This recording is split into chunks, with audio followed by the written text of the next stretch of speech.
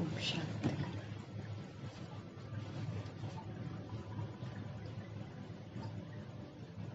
अच्छी रीति ईश्वरीय पढ़ाई पढ़कर प्रभु जी के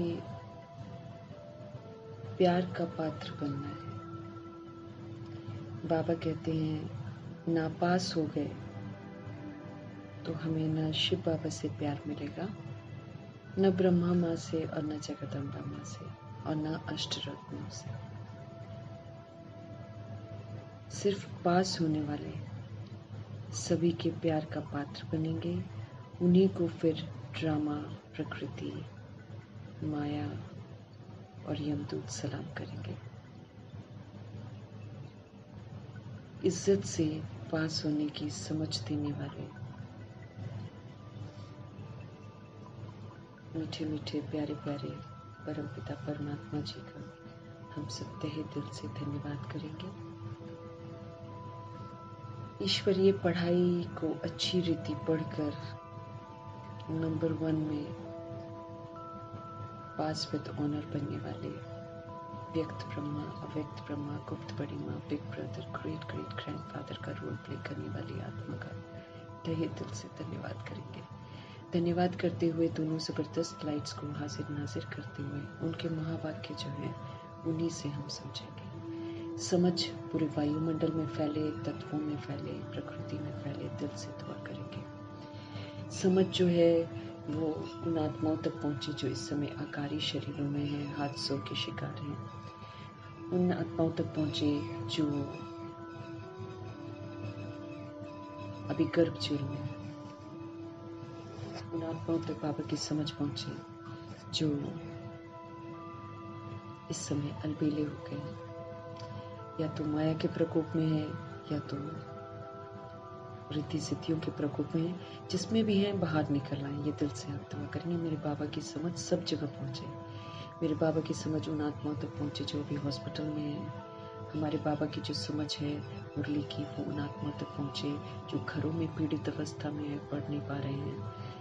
हमारे बाबा की जो समझ है वो उन आत्माओं तक पहुंचे जो वाम मार्ग में चले गए हैं। हमारे बाबा की समझ, मुरली की समझ जो है उन आत्माओं तक पहुंचे जो भिन्न भिन्न धर्म में बटे हुए हैं, हिंदू मुस्लिम के अभिमान में रहते हैं। सभी को समझ आए परमात्मा का सत्य। जो भिन्न भिन्न सत्ताएं चला रहे हैं, अत्याचार कर रहे हैं, सभी सत्ताओं का बुद्धि का योग परमपिता परमात्मा जी के साथ लगे। सबको परमात्मा समझ मिले। उन आत्माओं को भी मिले जो अपनी संस्था बनाकर बैठे हैं, उन आत्माओं तक मिले। उन आत्माओं तक पहुँचे जो वाम मार्ग में चले गए हैं। सबको अपवित्रता से नफरत हो, वापस प्रभु जी के पास आए। दिल से दुआ करेंगे प्रभु जी की समझ उन आत्माओं तक पहुँचे जो मुरली पढ़ना नहीं चाहते हैं, जो मुरली छोड़ दी है जिन्होंने, उन आत्माओं तक, या फिर जो ये सोचते हैं उनको मुरली बुरी आ गई है, ऐसी आत्माओं तक भी प्रभु जी की समझ पहुँचे। प्रभु जी की समझ उन आत्माओं तक पहुँचे जो रिद्धि सिद्धि कर रहे हैं, तंत्र मंत्र कर रहे हैं। उन आत्माओं तक पहुँचे जो भूत प्रेत आत्मा बनकर भटक रही हैं। सबको प्रभु का ठिकाना मिले, सब तक प्रभु की समझ पहुँचे और सब प्रभु को ही याद करें। दिल से हम सब दुआ करेंगे और दुआ करेंगे उन आत्माओं के लिए जो छोटे शरीरों में है, जो कुमार कुमारियों के शरीरों में है। ये तो बहुत खतरे में है। ये सारी आत्माओं तक प्रभु की समझ पहुंचती रहे। इन आत्माओं को प्रभु आकर्षण रहे, पवित्रता का आकर्षण रहे, बाकी सारे आकर्षणों से ये आत्माएं मुक्त रहें। दिल से हम सब दुआ करेंगे और अपने लिए भी दुआ करेंगे कि प्रभु जी के दिए हुए होमवर्क को हम बखूबी पूरा करें और प्रभु के प्यार का पात्र बने। इन्हीं दुआओं के साथ प्रभु जी का आह्वान करते हुए उनके महावाक्य हम उन्हीं से समझते हुए देखेंगे आज हमारे परमपिता परमात्मा हम आत्माओं को किस विधि से समझदार बनाते हैं। मीठे मीठे बाबा बोले, मीठे बच्चे, ये संगम युग है। ये विक्रम विनाश करने का युग है। ये वेस्ट करने का युग ही नहीं है। बाबा हमको भिन्न भिन्न तरीके से बता रहे हैं। ये पढ़ने का युग है, ये योग लगाने का युग है, ये प्राप्तियां करने का युग है, ये सारे संबंध बाबा के साथ बनाकर नष्ट मोहा बनने का युग है, ये पास विद ऑनर की तैयारी करने का युग है, ये 8 पेपरों की तैयारी करने का युग है। ये भिन्न भिन्न जो टाइटल्स हमको मिले हैं उन टाइटल्स को मेडल के रूप में प्राप्त करने का युग है। ये स्कॉलरशिप लेने का युग है, ये सर्टिफिकेट लेने का युग है, ये पुण्य आत्मा बनने का युग है, ये एकदम संपूर्ण पवित्र बनने का युग है। ये तो अद्भुत युग है। ये तो पद्मों की कमाई करने का युग है। ये पद्मा पदम सौभाग्यशाली बनने का युग है ना? सर्व शक्तियों से संपन्न बनने का युग है, सर्व गुणों से संपन्न बनने का युग है, पास विद ऑनर की डिग्री लेने का युग है। ये तो अतीन्द्रिय सुख के झूले में झूलने का युग है। ये तरह तरह के झूलों में झूलने का युग है। कभी ज्ञान, कभी शांति, कभी सुख, कभी प्रेम, कभी आनंद। ये अलग अलग झूले हैं। ये तो इसमें झूलने का युग। ये तो प्रभु के साथ जीने का युग है। सब कुछ बाबा के साथ करने का युग है। उठना, बैठना, खाना, पीना, चलना, सब कुछ प्रभु के साथ करने का युग है। ये तो अद्भुत युग है। ये संगम युग विक्रम विनाश करने का युग है। इस युग में कोई भी विक्रम तुम्हें नहीं करना है। ये विनाश करने का युग है। ये जो ऑलरेडी हम कर चुके हैं उसको विनाश करने का युग है। अभी और नया करने का इजाजत थोड़ी है हमको, जो कि हम और करते जाएं। फिर तो ड्रामा हमको छोड़ेगा नहीं, कहेगा भाई तुमने इतने सुंदर भगवान जो तुम्हारे बारे में इतना सोचते हैं, तुमने उनका कहना नहीं माना है, तो वो तो हमको बिल्कुल बख्शने वाला नहीं है। ड्रामा तो छोटी छोटी गलतियों को भी बख्शने वाला नहीं है। ये तो समय, श्वास, संकल्प, तन, मन, धन, है ना, और सब कुछ जो मेरे पास अभी मौजूद है सबको सफल करने का युग है। तो बाबा कहते हैं फिर इसको जब हम समय, श्वास, संकल्प, तन, मन, धन, है ना, जब हम इसको डायरेक्शन के प्रमाण यूज नहीं करते तो हम विक्रम करते हैं। ये जो युग है ये तो मुक्ति और जीवन मुक्ति अनुभव करने का युग है। क्या क्या नहीं करने का युग है। ये पूरे कल्प का वर्षा प्राप्त करने का युग है। पूरे कल्प की कमाई करने का युग है ये ना। इसमें विक्रम नहीं कर सकते बाबा कहते हैं हम लोग कायदे से, लेकिन फिर भी बाबा हमको ध्यान खिंचवा रहे हैं कि ये विक्रम करने का युग नहीं है।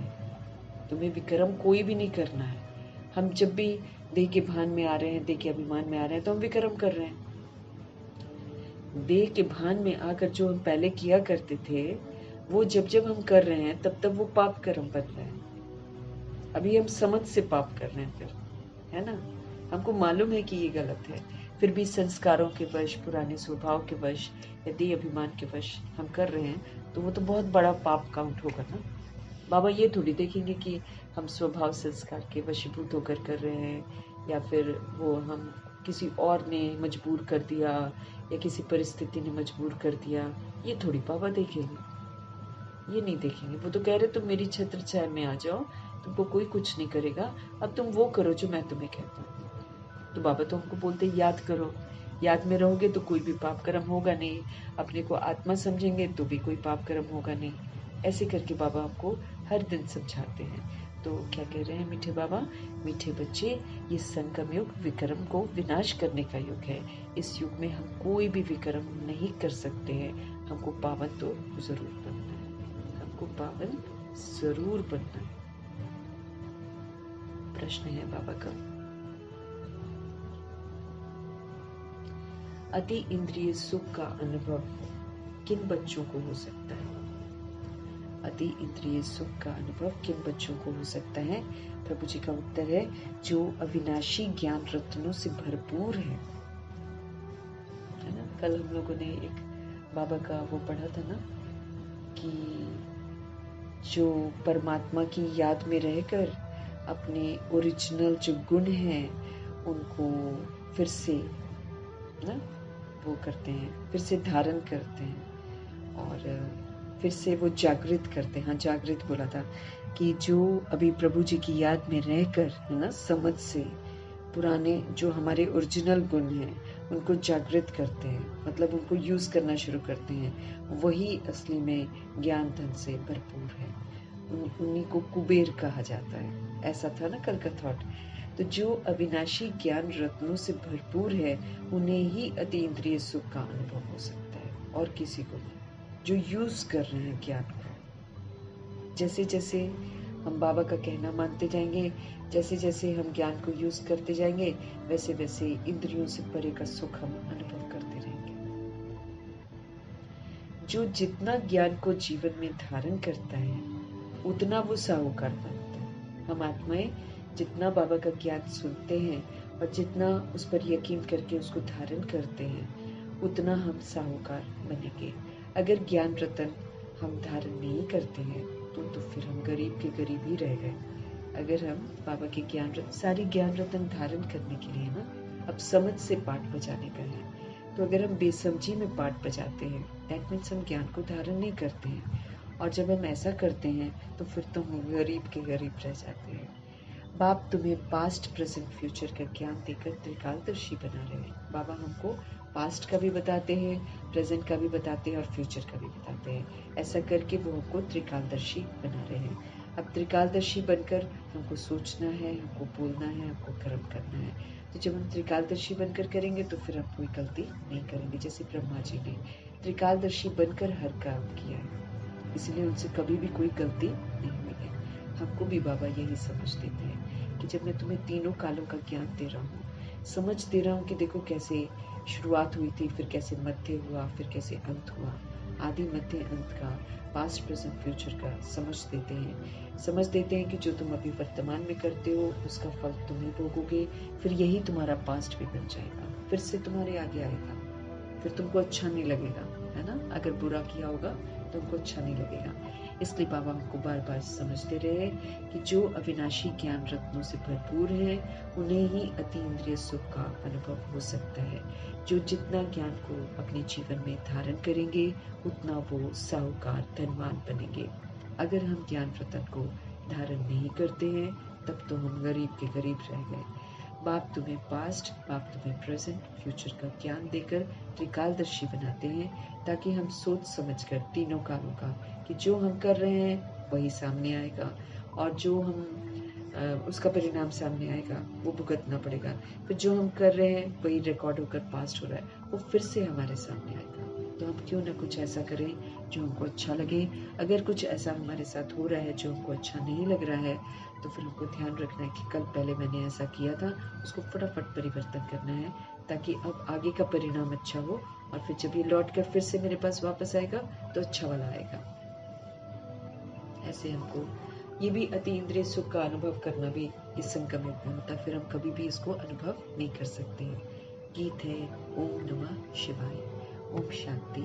पास्ट सो प्रेजेंट चल रहा है, जो पास्ट है वही प्रेजेंट हो रहा है, फिर ये जो प्रेजेंट है फिर पास्ट हो जाएगा, है ना। हम जो कर रहे हैं वो रिकॉर्ड हो रहा है, वही सामने आएगा। वही अगर हम वेस्ट कर रहे हैं, अगर हम ज्ञान नहीं धारण कर रहे हैं, अगर हम पुराने स्वभाव संस्कार को यूज कर रहे हैं, अगर हम दुखी परेशान अभी हो रहे हैं, अगर हम हर्षित नहीं रहते हैं, यही चीजें फिर से मेरे सामने आएगी। अगर हम गलतियां कर रहे हैं वही गलतियां हम फिर से करेंगे। हम सोच सकते हैं कि जो भुगतान हम अभी करते हैं वही भुगतान फिर से हम करेंगे, है ना। तो अभी जो गलतियां हमने करी हैं, बाबा का बनकर भी जो गलतियां हम कर बैठते हैं उसका परिणाम हम भुगत रहे हैं, है ना। अब हमको सचेत हो जाना चाहिए कि अब हमको वो वाली गलती नहीं करनी है। चलो ये तो अभी चुकतू हो रहा है, हो जाएगा, लेकिन अब हम फिर से वो गलती करेंगे तो फिर तो भी भगवान जी नहीं बख्शेंगे, फिर तो तकदीर को लकीर लगती रहेगी और फिर से वही रिपीट होता ही रहेगा। इसलिए बाबा हमको समझते रहे कि जो पास्ट था वही प्रेजेंट चल रहा है, फिर ये जो प्रेजेंट है यही पास्ट हो जाएगा, घूम फिर कर मेरे सामने आएगा। ये गायन करते हैं पास्ट का। अभी तुम पुरुषोत्तम संगम युग पर हो, पुरुषोत्तम अक्षर जरूर डालना है।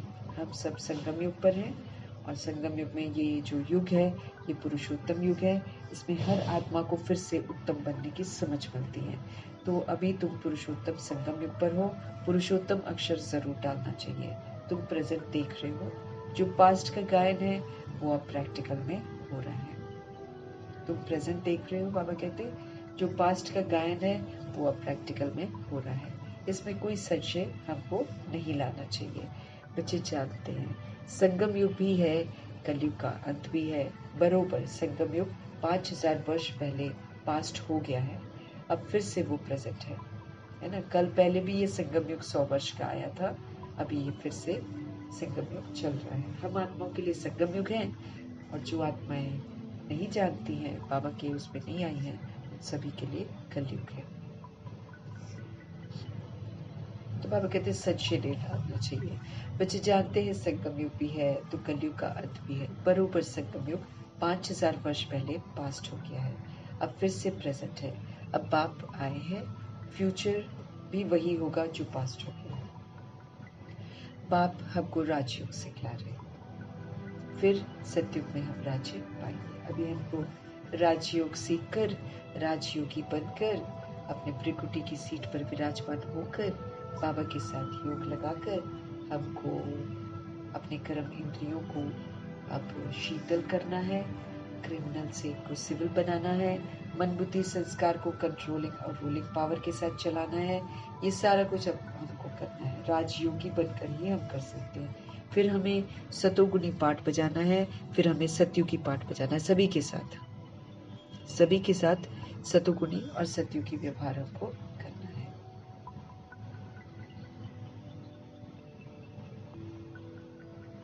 तो बाबा कह रहे हैं बच्चे जानते हैं संगम युग भी है तो कलयुग का ये अंत भी है। बरोबर संगम युग 5000 वर्ष पहले पास्ट हो गया है, अब फिर वो प्रेजेंट है। अब बाप आए हैं, फ्यूचर भी वही होगा जो पास्ट हो गया। बाप हमको राजयुग सिखला रहे हैं, फिर सतयुग में हम सब राज्य पाएंगे। अभी है संगम युग। ये बात तुम बच्चों के सिवाय कोई भी नहीं जानते। अब दुनिया इतनी सारी है, अब किसी को नहीं मालूम। हम जब बाबा के बनते हैं तब जाकर हमको मालूम चलता है कि ये संगम युग है, इसमें आत्मा और परमात्मा का मिलन होता है। ये कल्प में एक बार जरूर होता है। तो हम आत्माओं के सिवाय कोई भी ये बात नहीं जानता है। तुम प्रैक्टिकल में इस समय राजयोग सीख रहे हो, और ये है अति सहज। बाबा कहते जो भी छोटे अथवा बड़े बच्चे हैं, सबको एक मुख्य बात जरूर समझानी है कि भाई अब बाप को याद करो तो विक्रम विनाश होगी। अब छोटे शरीरों में भी जो आत्माएं आई हैं, गर्भ जेल से निकली हैं, उन्होंने विक्रम तो कर रखे हैं, तभी तो उनका जन्म ऐसा हुआ है। नहीं तो ऐसी गर्भ जेल में थोड़ी जाएंगे प्योर सोल्स। गर्भ जेल में वही सोल जाएगी जिसने पिछले जन्मों में गड़बड़ियां की हुई है ना। तो इसलिए हर आत्मा चाहे छोटी है चाहे बड़े शरीर में है, आत्मा तो छोटी बड़ी नहीं होती है, लेकिन जो शरीरों में है, जिसकी बदौलत हम किसी को बच्चा कह देते हैं, किसी को जवान कह देते हैं, किसी को वृद्ध कह देते हैं, लेकिन असल में तो बाबा कहते हैं ये शरीर वृद्ध होता है, बाकी तो सोल तो वैसी की वैसी ही रहती है, बिंदी की बिंदी ही रहती है। वो अभी वृद्ध शरीर भी छोड़ेगी तो जाके एक छोटे से बच्चे में घुस जाएगी, है ना। तो सोल कभी ओल्ड नहीं होती है। बाबा हमको समझते रहे। तो जो भी छोटे अथवा बड़े बच्चे हैं, सबको एक मुख्य बात जरूर समझानी है कि बाप को याद करो तो तुम्हारे विक्रम विनाश हो जाए। जबकि विक्रम विनाश होने का समय है, तो फिर ऐसा कौन होगा जो फिर विक्रम करेगा? हाँ, बाबा के अनुसार ये विक्रम विनाश करने का युग है। एक ही युग है जिसमें विक्रम विनाश करना है। तो जब ये विक्रम विनाश करने का युग है, तो इसमें बाबा पूछ रहे हैं कि भाई ऐसा कौन होगा जो फिर से विक्रम करेगा, फिर से विक्रम करके और 100 गुना, 1000 गुना और लाख गुना का हम सजा का भागीदार बन जाते हैं। तो अब जैसे ब्रह्मा जी ने विक्रम नहीं किया, मम्मा ने विक्रम नहीं किया, बिल्कुल नहीं किया, क्योंकि उनको रियलाइजेशन था कि विक्रम तो विनाश करने का युग है। तो बाबा कह रहे हैं जबकि युग ही है, ये समय ही है विक्रमों को विनाश करने का, फिर ऐसा कौन होगा जो फिर से विक्रम करेगा? कौन करेगा विक्रम फिर से? बाबा कहते हैं परंतु माया विक्रम करा देती। समझते हैं लो जी थप्पड़ खा लिया, हमको चमाट लग गई, हमसे तो कड़ी भूल हो गई। जबकि बाप को बुलाते हैं कि हे पतित पावन आओ। अब बाप आया है पावन बनाने तो पावन बनना चाहिए ना, बाबा कहते हैं। बाबा कहते हैं कौन होगा जो विक्रम करेगा, जबकि विक्रम विनाश करने का योग है। लेकिन बाबा कहते हैं ये माया, कमी कमजोरियां, ये फिर से विक्रम करा देती है। देभान दे अभिमान फिर से विक्रम कराता है। फिर समझते भी है, लो जी हमने थप्पड़ खा लिया, चमाट लग गई, हमसे ये कड़ी भूल हो गई। जबकि बाप को बुलाते हैं, हम लोग बाबा को बुलाते हैं कि पतित पावन आओ। अब बाबा आए हैं पावन बनाने के लिए, तो बाबा आपसे पूछ रहे हैं कि आपको पावन बनना चाहिए ना। जब भगवान को बुलाया है कि पावन बनाओ, और जब पावन बनाने वाले शिव पिता परमात्मा आ गए हैं, तो हमको फिर पावन बनना चाहिए ना। ईश्वर का बनकर फिर पतित नहीं बनना चाहिए। अब हम ध्यान रखेंगे कि पतित सिर्फ बाबा ना, विकार में तो जातना नहीं है ना, लेकिन फिर और भी बथेरी चीजें, दैहिक दृष्टि भी पतित बना है। तो बाबा आपको समझ दे रहे हैं। जबकि तुम बाप को बुलाते हो कि हे पतित पावन आओ, तो अब बाप आया है पावन बनाने, तो पावन बनना चाहिए ना। ईश्वर का बनते हैं हम, फिर हमको पतित नहीं बनना चाहिए। सत्युग में सब पवित्र थे, ये भारत ही पावन था। गाते भी हैं वॉइसलेस वर्ल्ड था, है ना। गाते हैं वॉइसलेस वर्ल्ड और विशेष वर्ल्ड। वॉइसलेस निर्विकारी दुनिया और विशेष विकारी दुनिया, शैतानों की दुनिया। शैतानी वर्ल्ड बन जाता है, हम आत्माएं शैतान बन जाती है, तो ये विशेष वर्ल्ड बन जाता है। हम फिर वर्ल्ड को विशेष बना देते हैं। वो संपूर्ण निर्विकारी, नई दुनिया जो है संपूर्ण निर्विकारी, वो संपूर्ण निर्विकारी और हम विकारी है। देवी देवता वाला जो राज्य है वो संपूर्ण निर्विकारी है, और अब हम सब क्या बन जाते हैं, विकारी बन जाते हैं। क्योंकि हम विकार में जाते हैं ना, इसलिए विकारी बन जाते हैं। तो ये विकारी संवत हो जाता है।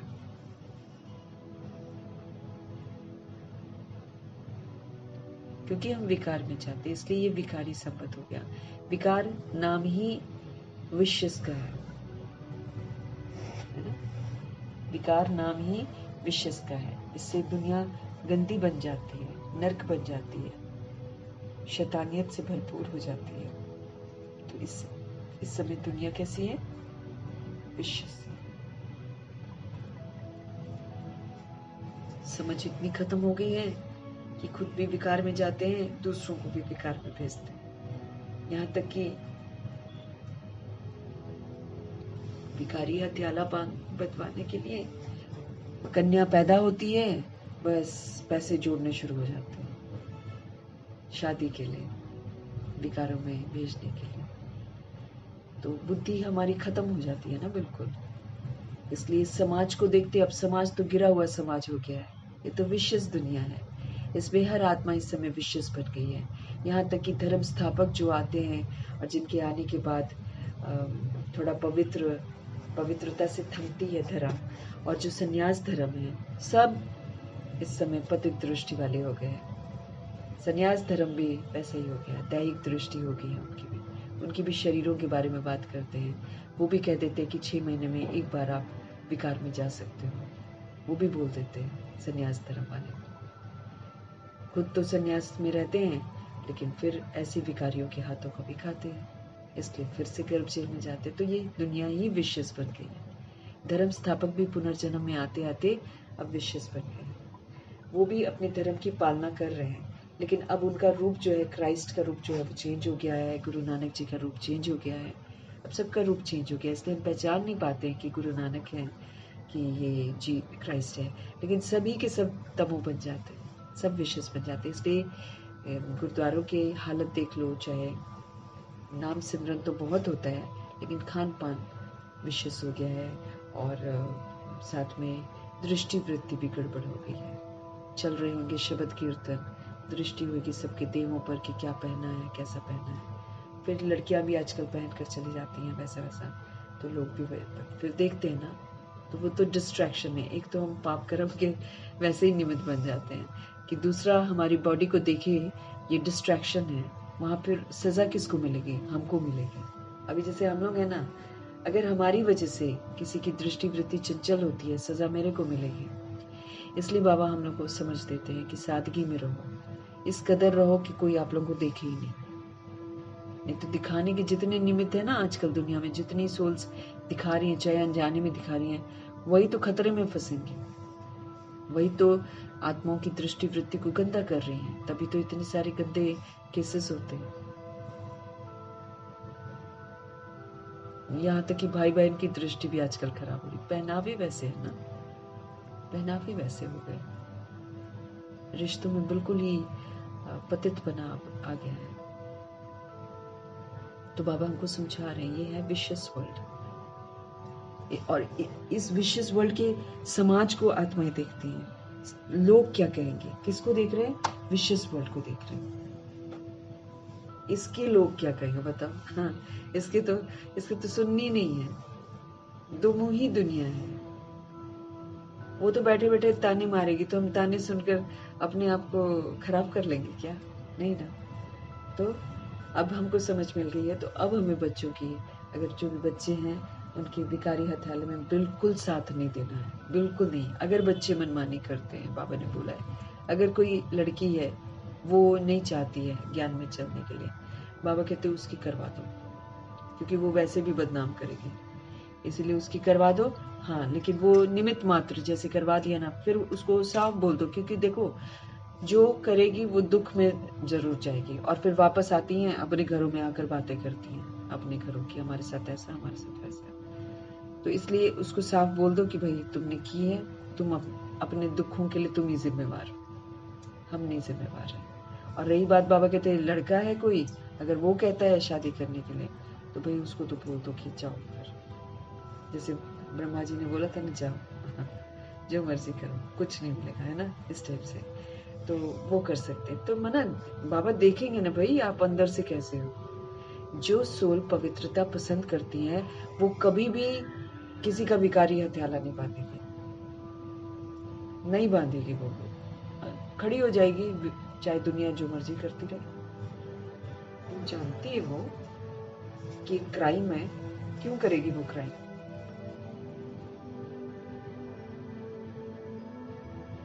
तो इस विशियस वर्ल्ड के रीति रस्मों को तो बिल्कुल नहीं सुनना है। बोलते रहे जो मर्जी बोलते रहे, है ना, खाने को दे जाएंगे क्या?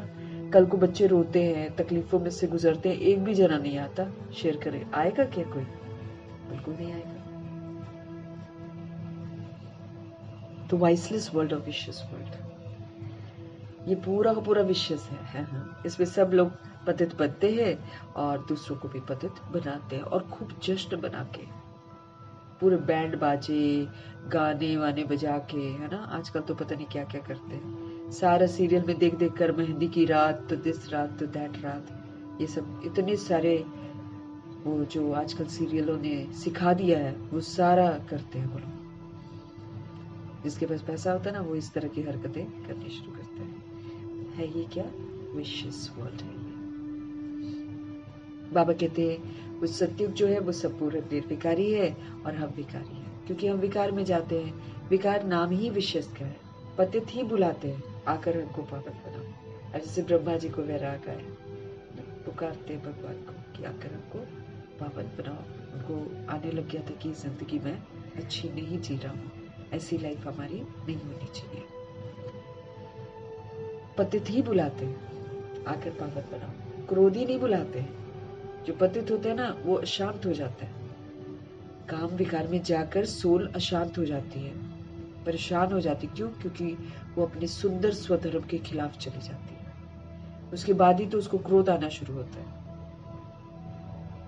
विकार में जाती है, संबंध जोड़ती है, फिर उसको पैसे का लोभ आता है।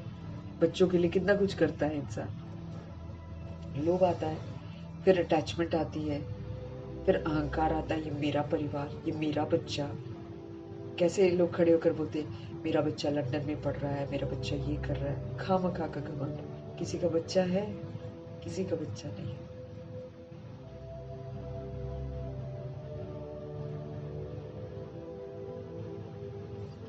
क्रोधी नहीं बुलाते, पतित बुलाते। पतित सबसे ज्यादा दुखी होते हैं, वहीं से पनपते हैं सारे विकार। बाबा कहते क्रोधी नहीं बुलाएगा, लेकिन पतित बुलाएगा। बाप भी फिर ड्रामा प्लान अनुसार आते हैं, जरा भी फर्क नहीं पड़ सकता है। जो पास्ट हुआ है सो प्रेजेंट हो रहा है। बाबा कहते हैं कल पहले भी बाबा आए थे, अभी भी बाबा आए। कल पहले भी उन्होंने हमको पढ़ाया था, अभी भी वो हमको पढ़ा रहे हैं। अब पढ़कर हम क्या कर रहे हैं वो सारा रिकॉर्ड हो रहा है, फिर वही पास्ट होएगा, फिर वही मेरे साथ। कल पहले हम संगम युग में पास हुए थे, फुल पास हुए थे, फिर से पास हो जाएंगे। और अगर हम नहीं हुए थे तो फिर नहीं पास होंगे, ऐसे करके। लेकिन हमको मालूम नहीं है, ये एक बहुत बड़ा रहस्य है। इसलिए बाबा कहते पूरा पुरुषार्थ करना चाहिए। अब ब्रह्मा जी को तो मालूम था कि आप नारायण बनोगे, लेकिन फिर भी पुरुषार्थ एकदम अव्वल नंबर करके ऐसे करना।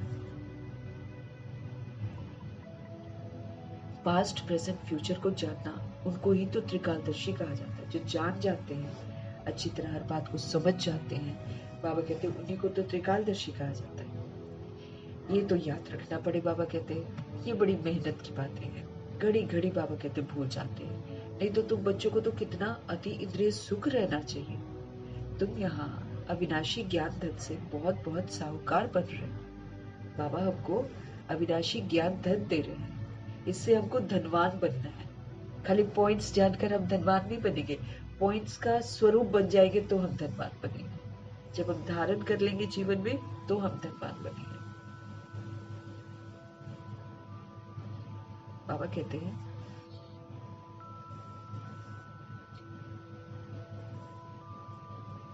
जो पास्ट प्रेजेंट फ्यूचर को जान जाते हैं उनको त्रिकालदर्शी कहा जाता है। ये हमको याद रखना पड़े। ये बड़ी मेहनत की बातें हैं। घड़ी घड़ी बाबा कहते भूल जाते हैं। नहीं तो तुम बच्चों को तो कितना अति इंद्रिय सुख में रहना चाहिए। तुम यहाँ अविनाशी ज्ञान धन से बहुत बहुत साहूकार बन रहे हो। जितनी जिसकी धारणा है ना वो बहुत साहूकार बन रहे हैं, परंतु किसके लिए? नई दुनिया के लिए। अब ये नहीं सोचना मेरे पास यहाँ पैसा हो जाए। यहाँ जिसके पास पैसा होगा उसका बुद्धि का योग तो लगता ही नहीं है परमात्मा के साथ। पैसा दिमाग घुमा देता है, पैसे से हम नहीं कर पाते हैं। इसलिए देखो सब लोगों ने क्या किया, बेगर बने। ब्रह्मा जी सबसे पहले बेगर बने, क्योंकि उनको समझ में आ गया था कि ये तो मुझे वैसे भी छोड़ना है, तो क्यों ना पहले ही छोड़ दूं, क्यों ना मैं अच्छे कर्म कर लूं। ये सोचकर उन्होंने छोड़ दिया सब कुछ। तो हमारे प्रभु जी क्या कह रहे हैं, तो ये जो अविनाशी ज्ञान रत्न है, इस ज्ञान रत्न को जब हम जीवन में धारण कर लेते हैं तब हम साहूकार बनते हैं, धनवान बनते हैं।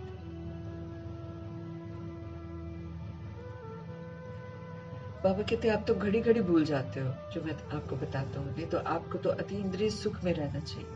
इंद्रियों से परे का सुख एकदम मस्त है। इंद्रियों का सुख तो विनाशी है, थोड़ी देर के लिए होता है फिर खत्म। फिर बाबा हमको समझा रहे हैं तुम यहाँ अविनाशी ज्ञान धन से बहुत बहुत साहूकार बन रहे हो। जितनी जिसकी धारणा है वो उतना साहूकार बन रहे हैं, परंतु कहाँ के लिए? नई दुनिया के लिए। अब हमें यहाँ नहीं सोचना है कि मेरे को यहाँ पर पैसा मिल जाए। हम भविष्य के लिए, भविष्य की राजधानी बन रही है हमारी, परंतु नई दुनिया के लिए। तुम जानते हो हम जो कुछ भी करते हैं ना, सो फॉर फ्यूचर है, नई दुनिया के लिए, 2500 वर्ष की राजधानी के लिए। उससे ज्यादा भी करते हैं हम, लेकिन मेन तो 2500 वर्ष की राजधानी के लिए हम जीवन मुक्ति का वर्षा प्राप्त करते हैं। जीवन में रहते हुए कोई बंधन नहीं, परिवार में रहते हुए कोई बंधन नहीं, उसको बाबा जीवन मुक्त अवस्था कहते हैं। तो हम सब नई दुनिया के लिए पढ़ रहे हैं। तुम जानते हो हम जो कुछ करते हैं ना, फ्यूचर नई दुनिया के लिए कर रहे हैं। बाप हमारे आए हुए हैं नई दुनिया की स्थापना करने के लिए। नई दुनिया की स्थापना करने के लिए हमारे शिव बाबा आए हुए हैं। पुरानी दुनिया का विनाश करना है ना, और पुरानी दुनिया जो है, ये गंदी छीछी दुनिया जो हो गई है, इसका विनाश होना है। हूबहू कल पहले मिसल ही होगा। तुम बच्चे भी देखेंगे, नेचुरल कैलामिटीज भी होनी है। अर्थक्वेक हुई, कितने लोग खत्म हो जाएंगे। भारत में कितनी अर्थक्वेक होगी। हम तो कहते हैं ये तो होना ही है, कल पहले भी ये हुआ है, तब तो कहते हैं सोनी द्वारिका नीचे चली गई। बच्चों को ये अच्छी रीति बुद्धि में बिठाना चाहिए कि हमने 5000 वर्ष पहले भी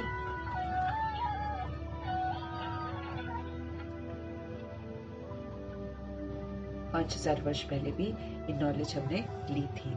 इसमें जरा भी फर्क नहीं है ना? हमने पहले भी ली थी, अभी भी हम ले रहे हैं। बाबा 5000 वर्ष पहले भी हमने आपसे वर्षा लिया था। हमने अनेक बार आपसे वर्षा लिया है। उनकी गिनती नहीं हो सकती, क्योंकि आपको मालूम ही नहीं है ड्रामा हमने कब शुरू किया। लेकिन हम लोग कल्प कल्प बाबा से वर्षा लेते हैं।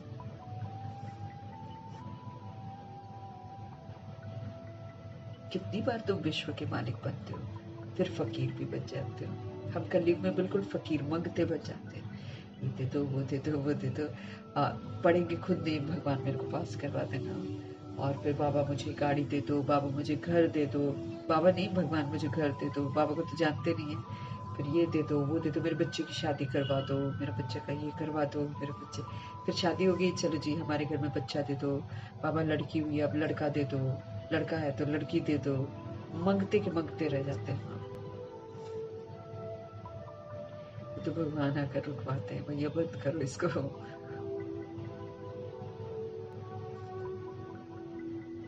तो हम सब फकीर बन जाते हैं। इस समय भारत पूरा फकीर है। हाँ, पूरा। राज्य सत्ता वाले भी मांग रहे हैं, तो फकीर है पूरा। तुम लिखते भी हो ड्रामा प्लान अनुसार। वो ड्रामा अक्षर नहीं कहते, उनको प्लान ही अपना है। उनका प्लान जो है वो अपना ही है।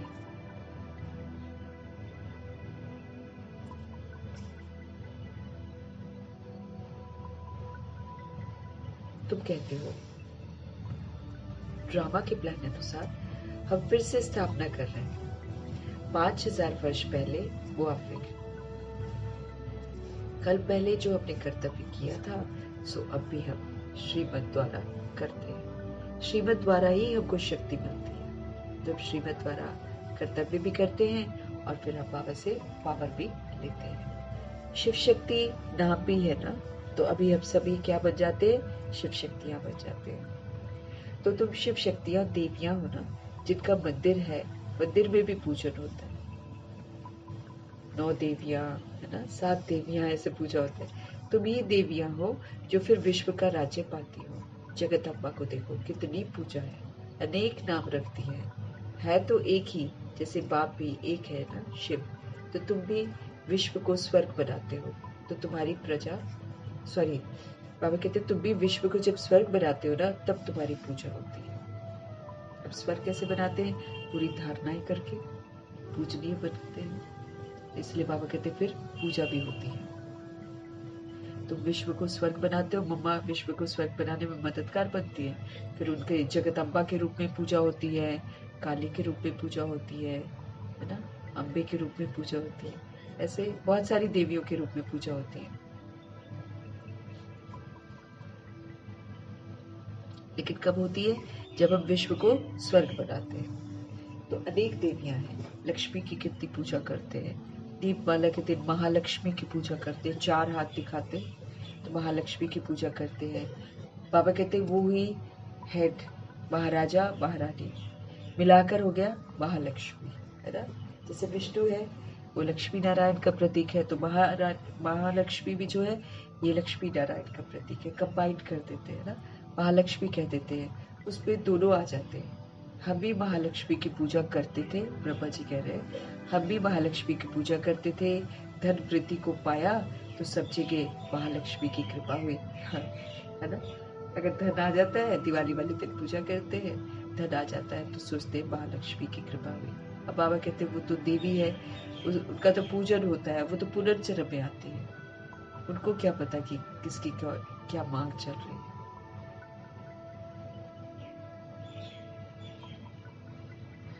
वो तो वैसे भी अपने पुरुषार्थ पर पूरा ध्यान देती थी मम्मा, इधर उधर तो ध्यान ही नहीं देती थी।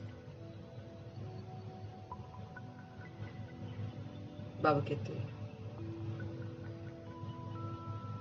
ब्रह्मा जी कह रहे हैं हम भी महालक्ष्मी की पूजा करते थे। धन वृद्धि को पाया है तो सब जगह महालक्ष्मी की कृपा हुई, बस हर वर्ष पूजा करते हैं। अच्छा, उनसे धन मांगते हैं। देवी से क्या मांगे? तुम संगम युग देवियां, तुम संगम युगी देवियां, स्वर्ग का वरदान देने वाली हो, है ना। मनुष्यों को ये पता ही नहीं है कि देवियों से स्वर्ग की सब कामनाएं पूरी होती हैं। देवियां इस समय सेवा करती हैं, फिर सबको पता चलता है।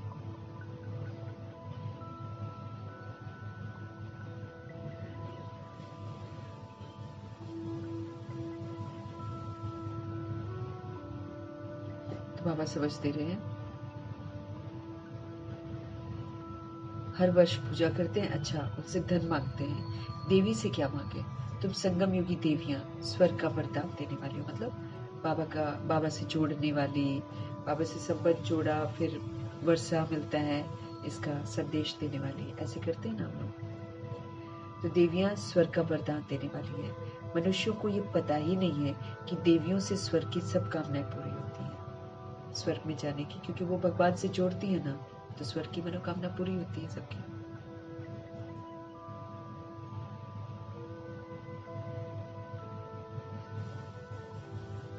तो मनुष्यों को ये पता नहीं है कि देवियों से स्वर्ग की सब मनोकामनाएं जो हैं वो पूरी होती हैं। तुम देवियां हो ना, मनुष्यों को ज्ञान दान करती हो, जिससे सब कामनाएं पूरी हो जाती हैं। दान दो ज्ञान का, बाबा का परिचय दो, सारी कामनाएं पूरी, है ना।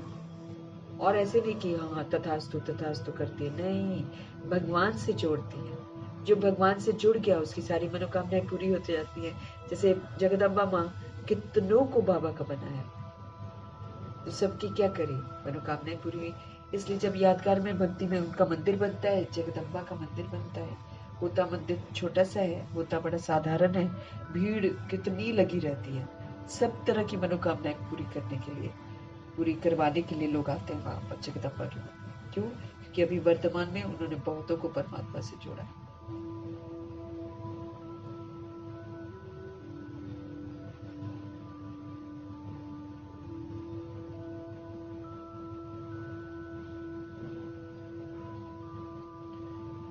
तो सारी मनोकामनाएं स्वर्ग का वरदान देने वाली हो। मनुष्यों को ये पता ही नहीं है कि देवियों से स्वर्ग की सब कामनाएं पूरी होती हैं। तुम देवियां हो ना, मनुष्य को ज्ञान दान करती हो, जिससे सारी मनोकामनाएं पूरी हो जाती हैं। बीमारी आदि होगी तो देवियों को कहेंगे हमें ठीक कर दो, हमारी रक्षा करो। अनेक प्रकार की देवियां हैं, ये जो जागरण करते हैं, फिर 7 दिन 8 दिन जो भी करते हैं, उसमें कितनी सारी देवियों को इंक्लूड करते हैं।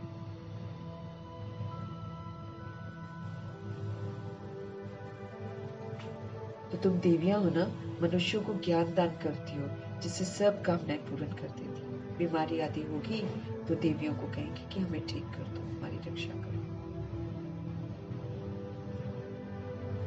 अनेक प्रकार की देवियां, तुम हो संगम युग की शिव शक्ति देवियां।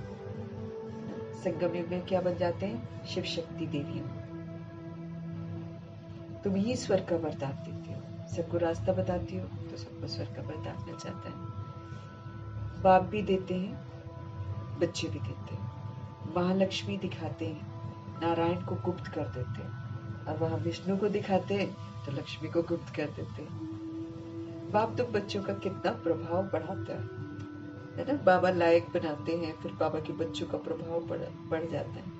देवियां 21 जन्म के लिए सुख की सब कामनाएं जो है ना वो पूर्ण कर देती हैं। लक्ष्मी से धन मांगते हैं सब, लक्ष्मी से सब धन मांगते हैं।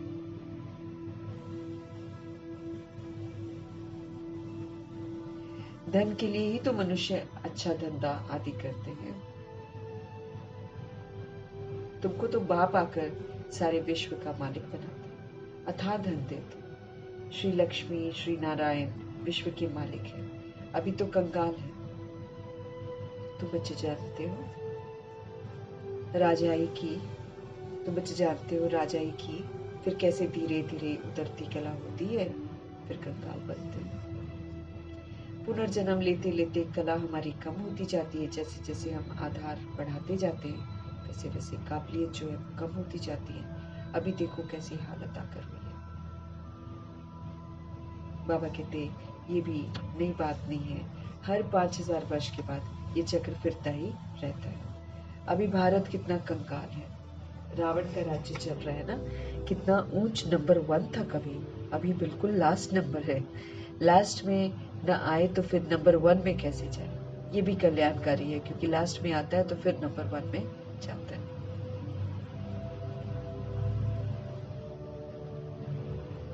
तो बाबा कहते हैं लास्ट में ना आए तो नंबर 1 में कैसे जाए?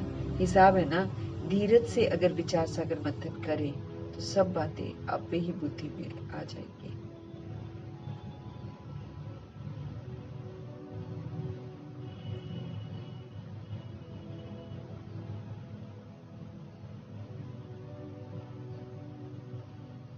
तो बाबा हमको समझते रहे कि पुनर्जन्म लेते लेते कला कम होते होते अभी देखो कैसी हालत आ कर हुई है। ये भी कोई नई बात नहीं है, हर 5000 वर्ष के बाद चक्र फिरता रहता है। अभी भारत कितना कंगाल बन गया है। रावण का राज्य है ना, देह अभिमान के राज्य में कंगाली ही होती है। हाँ। जब देह अभिमान राज्य करता है तो लोग चरित्र से भी कंगाल हो जाते हैं और वैसे भी कंगाल हो जाते हैं। कितना ऊंच नंबर 1 था, अभी लास्ट नंबर, लास्ट में ना आए तो फिर नंबर 1 में कैसे जाए? हिसाब है ना, धीरज से अगर विचार सागर मंथन हम करें तो सारी बातें आप पे ही बुद्धि में आ जाएंगी। अगर हम विचार करें ना, बाबा जो सुनाते हैं इसकी गहराइयों में जाएं तो बाबा कहते सारी बात, सारी समझ जो है ना, यथार्थ हमारी बुद्धि में बैठ जाए।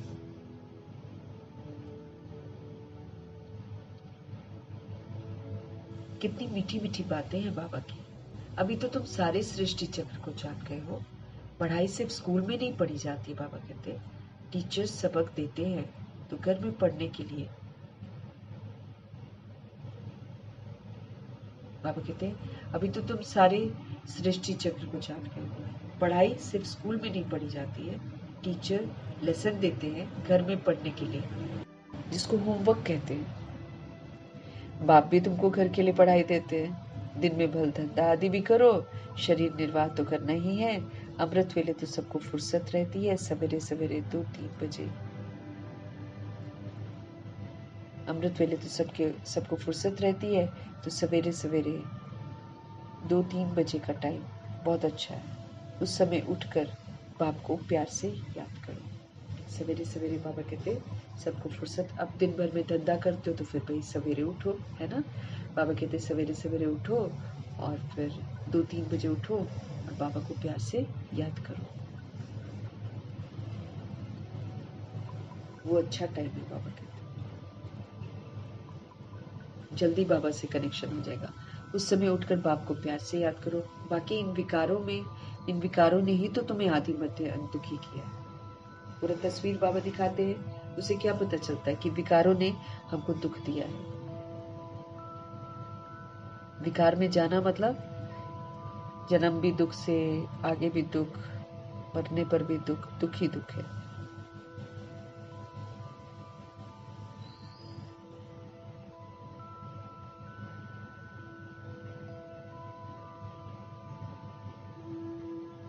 बाबा कहते बाकी इन विकारों ने ही तो तुम्हें आदि मध्य अंत दुख दिया है, दुखी किया है।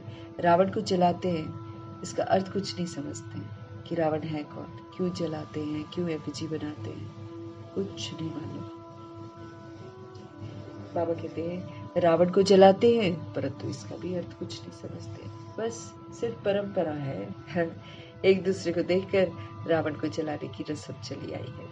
अब लोग अपने अपने एरिया में कहीं पार्क होता है उसमें भी जलाना शुरू कर देते हैं, छोटे छोटे रावण बना के भी जलाते हैं। रावण हमारे अंदर बैठा हुआ है।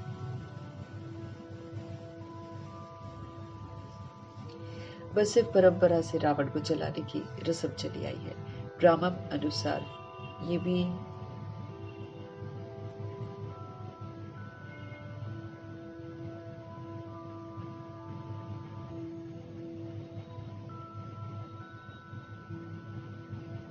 तो ड्रामा अनुसार ये भी नूत है। बाबा कहते हैं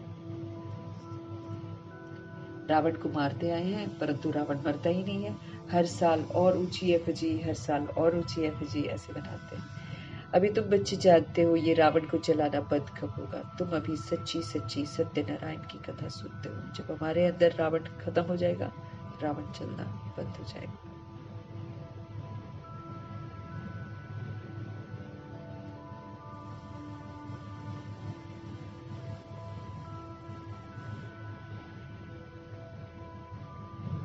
तो बाबा कह रहे हैं ड्रामा अनुसार ये विनोद है, रावण को मारते आए हैं परंतु रावण तो मरता ही नहीं है। अभी तुम बच्चे जानते हो ये रावण को जलाना बंद कब होगा, जिस दिन हम रावण को खत्म कर देंगे, यूज नहीं करेंगे। तुम अभी सच्ची सच्ची सत्यनारायण की कथा सुनते हो। तुम जानते हो कि हमको अभी बाप से वर्षा मिलता है। बाप को न जानने के कारण ही सब निधन के बनते हैं।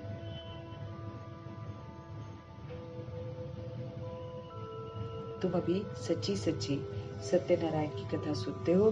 तुम जानते हो कि हमको अभी बाप से वर्षा मिलता है। बाप को न जानने के कारण सब निधन के हो गए, सब गरीब से हो गए, जिनका कोई नहीं है ना ऐसे बन गए। बाप जो भारत को स्वर्ग बनाते हैं उनको भी नहीं जानते। ये भी ड्रामा में नूत है। खाली हेवनली गॉड फादर बोलते हैं लेकिन समझते हैं गॉड हेवन में रहते हैं, बाकी नहीं समझ पाते।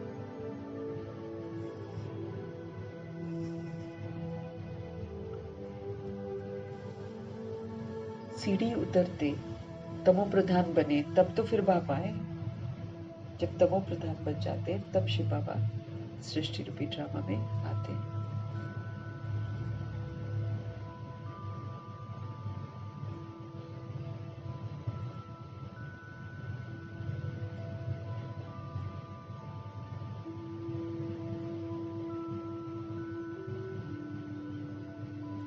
तो बाबा कहते हैं सीढ़ी उतरते हैं ना, हम लोग जन्म ले लेकर सीढ़ी उतरते हैं। तमो प्रधान बने तब तो फिर बाप आए, परंतु अपने को तमो प्रधान समझते थोड़ी है। कोई भी ऐसे बोल देंगे हम नीच है, पापी है, कपटी है। बाबा कहते हैं अलग से बोलो तो लड़ेंगे, है ना। तो तमो प्रधान बच जाते हैं लेकिन अपने आप को समझते नहीं है, उल्टा और अपनी शान समझते, सारे पुट्ठे काम करके अपने आप को इज्जतदार समझते हैं। बाप कहते हैं इस समय सारा झाड़, सृष्टि रूपी झाड़ जो है एकदम जड़ीभूत अवस्था में है, खोखला हो गया,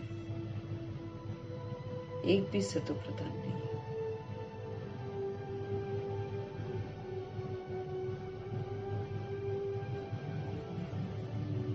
बाप कहते हैं इस समय सारा का सारा झाड़ जो है, जितनी भी आत्माएं मौजूद हैं सृष्टि रूपी ड्रामा में, सब के सब की अवस्था जो है पूरी जड़ीभूत अवस्था है, खत्म होने वाली अवस्था है। एक भी सतो प्रधान नहीं है। सतो प्रधान होते ही हैं शांतिधाम और सुखधाम में, एकदम प्योर बेदाग। अभी तो तमो प्रधान है। बाप ही आकर तो बच्चों को अज्ञान नींद से जगाते हैं।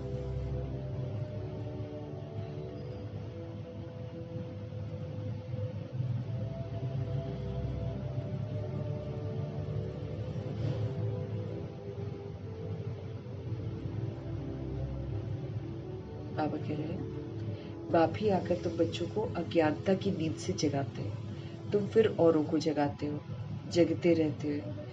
तो जैसे मनुष्य मरते हैं ना तो उनका दीवा जलाते हैं कि रोशनी में आ जाए। उनको लगता है वो अंधेरे में है, उसको तो ज्यादा दिखना शुरू हो जाता है, उसको तो सब कुछ सही दिखना शुरू हो जाता है, सही समझना शुरू हो जाता है। उसको कोई दिक्कत थोड़ी है।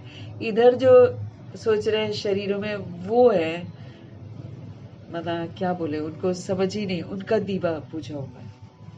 जो दूसरों के लिए स्थूल दीवे जगाते हैं वो खुद बुझे हुए हैं,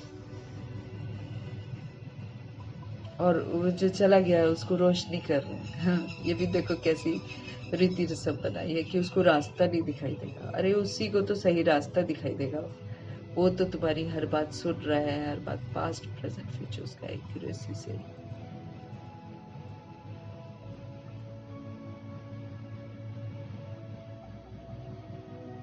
बाबा कहते घोर अंधियारा है, खुद अंधियारे में है और जो मनुष्य मर गया है उसके लिए दीवा जलाते हैं।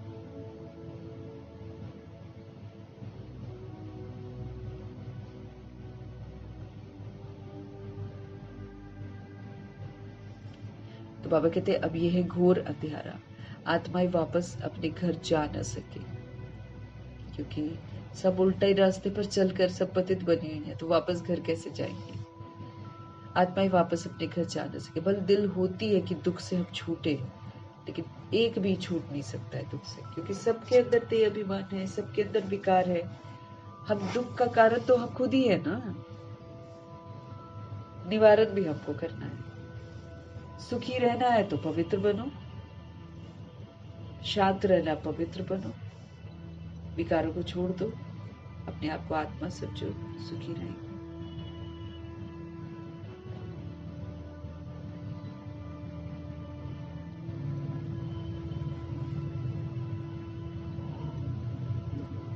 तो बाबा कहते घोर अंधियारा है, आत्माएं वापस अपने घर तो जा ही नहीं सकती हैं। बल दिल होती भी है कि किसी तरीके से हम दुख से छूट जाए, लेकिन एक भी बाबा कहते छूट नहीं सकता। विधि है छूटने की, इसके लिए श्रीमत पर चलो तो दुखों से छूट जाएंगे। ऐसे ही अगर चाहेंगे कि दुखों से हम छूट जाएं और जो श्रीमत है उस पर चल ही नहीं रहे, तो फिर थोड़ी छूटेंगे। इसलिए बाबा कहते हैं परंतु एक भी छूट नहीं सकता है।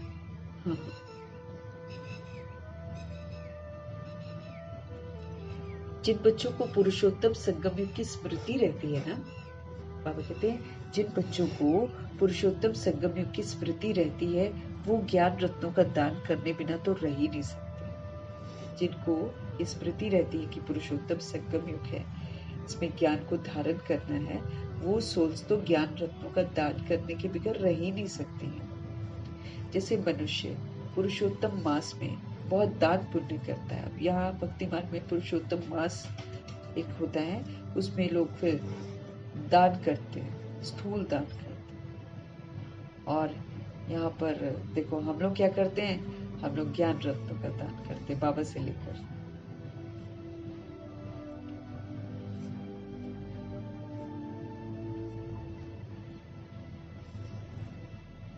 जैसे मनुष्य पुरुषोत्तम मास में बहुत दान पुण्य करते हैं, ऐसे इस पुरुषोत्तम संगम युग में तुम्हें ज्ञान रत्नों का दान करना है।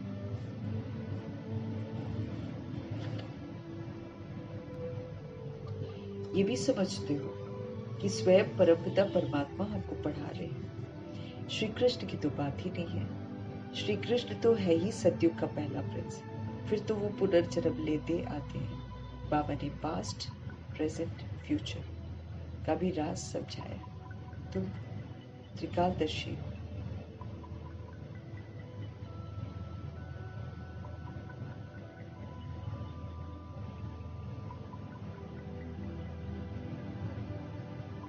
बाबा कहते हैं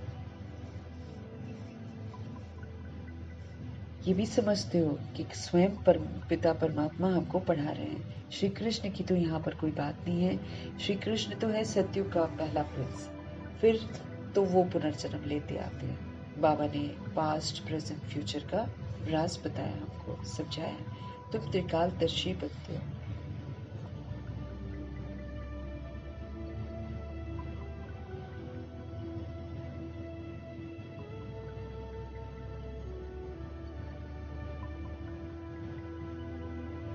बाबा कहते हैं फिर तो वो पुनर्जन्म लेते आते हैं ना। बाबा ने आपको पास्ट, प्रेजेंट, फ्यूचर का राज समझाया। तुम अब त्रिकालदर्शी बनते हो, और कोई त्रिकालदर्शी बना ही नहीं सकता सिवाय शिव बाबा के। वही जानते हैं, वही बता सकते हैं, वही बना सकते हैं। सृष्टि के आदि मध्य अंत का ज्ञान बाप को ही तो है, और किसी को तो है नहीं। उनको ही ज्ञान का सागर कहा जाता है। ऊंच ते ऊंच हमारे भगवान है, वो गाए जाते हैं, वही रचता है, वही हेवनली गॉड फादर। अक्षर बड़ा क्लियर है, हेवन स्थापित करने वाले हैं। शिव जयंती भी मनाते हैं, परंतु वो कब आए, उन्होंने क्या किया, कुछ नहीं जानते। शिव जयंती मनाते हैं, जानते कुछ भी नहीं। व्रत रखते, स्थूल व्रत रखते।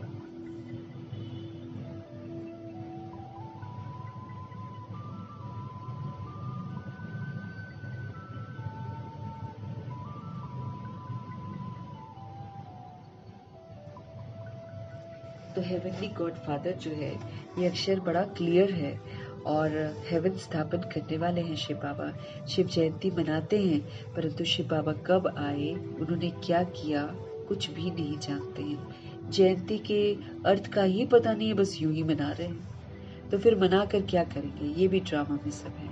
इस समय ही तुम बच्चे ड्रामा के आदी बनते हैं।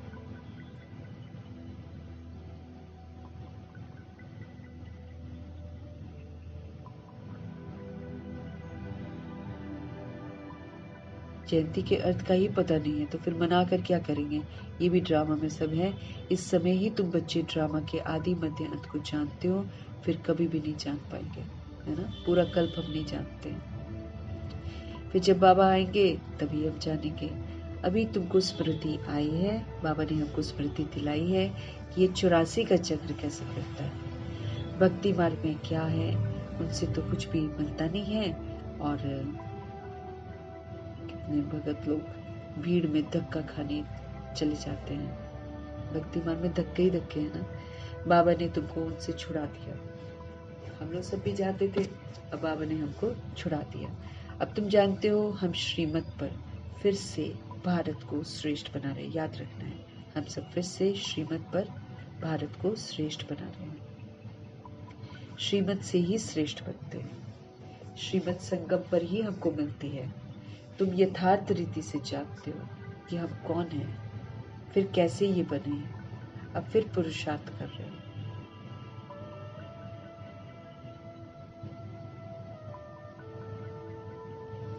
तुम यथार्थ रीति से जानते हो अब कौन है, फिर कैसे ये बने हैं।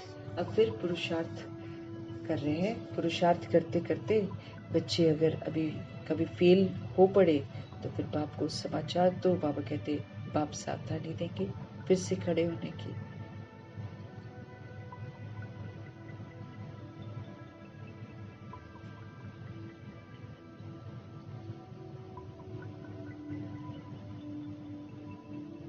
तो बाबा कह रहे हैं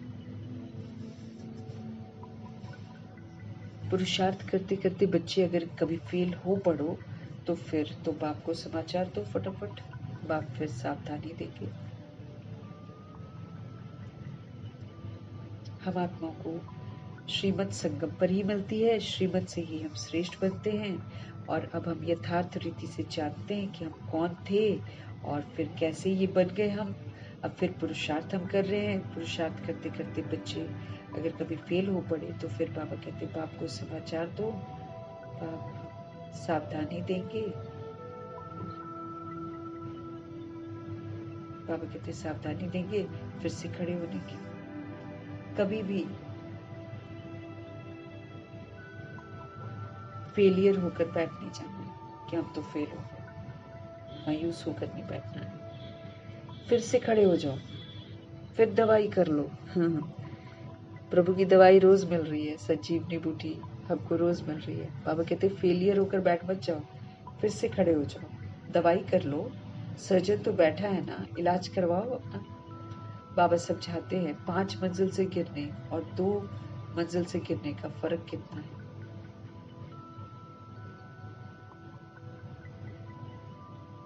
बाबा कहते सर्जन तो बैठे हैं ना।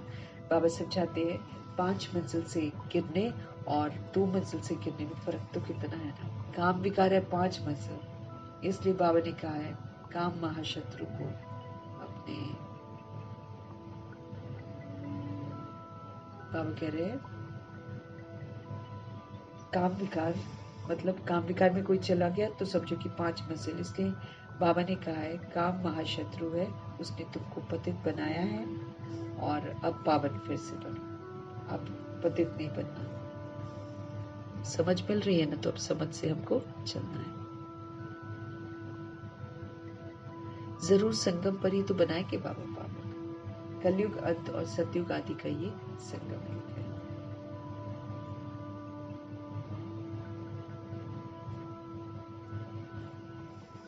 कलयुग अंत का और सतयुग के आगमन का ये संगम युग है। बच्चे जानते हैं बाप अभी कलम लगा रहे हैं, है ना, पुराने से निकाल कर फिर से हमको नया बना रहे हैं।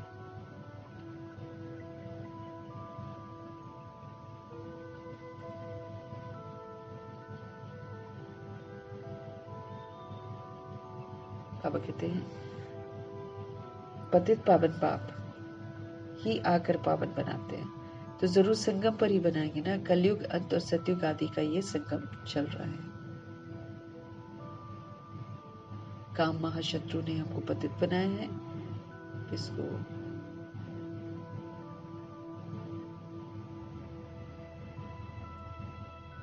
फिर बाबा हमको आकर पावन बनाते हैं और कहते हैं अब पावन बनो। सारी समझ देते हैं, फिर कहते हैं पावन बनो। जरूर संगम पर ही तो बनाएंगे ना। कलयुग, अंत और सतयुग आदि का ये संगम युग है।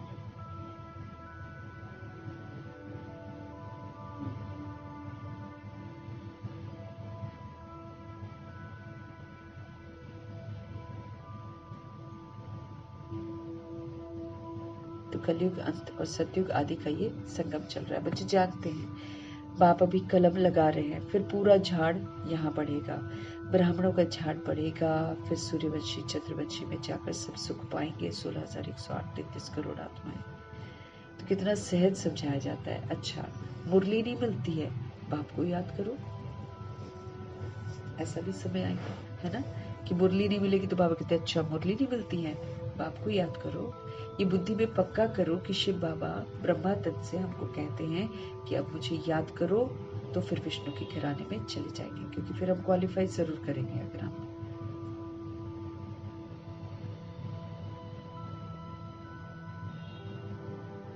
तो सारा बाबा कहते हैं ना कि आप बुद्धि में पक्का करो कि शिव बाबा ब्रह्मा तत्व से हमको कहते हैं कि मुझे याद करो, तो विष्णु के घराने में चले जाएंगे। सारा मदार पुरुषार्थ पर है। कल्प कल्प जो पुरुषार्थ हमने किया होगा ना, हूबहू वही चलेगा, लेकिन हमको मालूम नहीं है कि हमने। इसलिए बाबा कहते हैं हमेशा सोचो मैं विजयी रतन हो और फिर उत्तम पुरुषार्थ करो। पुरुषार्थ हमारा ढीला नहीं होना चाहिए। आधा कल्प हम देह के अभिमान में रहे हैं, अब हमको आत्मा के अभिमान में रहना है। इसका पुरुषार्थ हमको गंभीरता से करना है।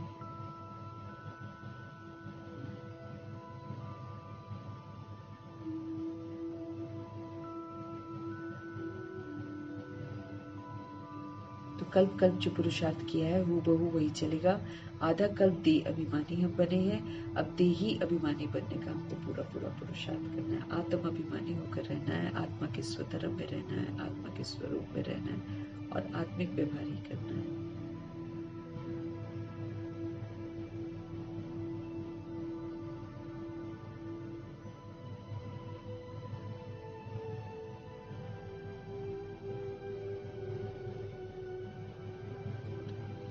तो पुरुषार्थ पर पूरा ध्यान देना है। देह के अभिमान से मुक्त होना है और हमको क्या बनना है, आत्म अभिमानी बनना है। ध्यान रखना है, आत्म अभिमानी बनना मतलब आत्मा परमात्मा का बच्चा हूँ, इस स्मृति में रहना और फिर इसी स्मृति से फिर पाठ बजाना, सतोगुणी पाठ बजाना, सतयुग की पाठ बजाना। इस पर हमको बहुत ध्यान देना है। देही अभिमानी, शुद्ध अभिमान कि हम आत्मा परमात्मा के बच्चे हैं।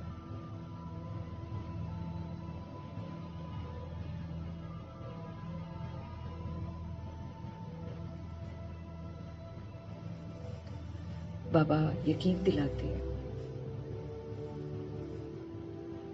कि बुद्धि में पक्का करो कि शिव बाबा ब्रह्मा तत्व से हमको कहते हैं कि मुझे याद करो, तो विष्णु के घराने में चले जाएंगे। बाबा कहते हैं इसको याद रखो। सारा मदार हमारे पुरुषार्थ पर है। कल्प कल्प जो पुरुषार्थ किया है हूबहू वही चलेगा।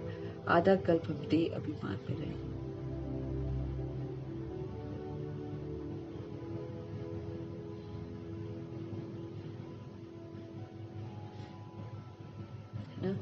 सारा मदार पुरुषार्थ पर है। कल्प कल्प जो पुरुषार्थ किया है हूबहू वही चलेगा। आधा कल्प बाबा कहते हैं आप देह अभिमानी बने हो, अब देही अभिमानी बनने का पूरा पुरुषार्थ करो। इसमें मेहनत लगती है, ये हमको याद रखना चाहिए। मजाक नहीं है कि हम एंड में कर लेंगे, हम वो कर लेंगे। बाबा हमको बार बार 2-3 दिनों से याद दिला रहे हैं मेहनत करो।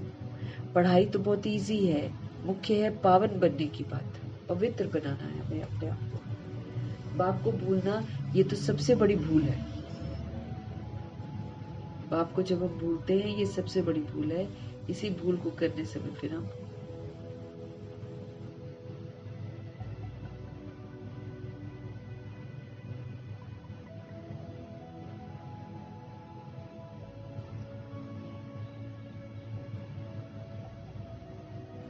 तो बाबा कहते हैं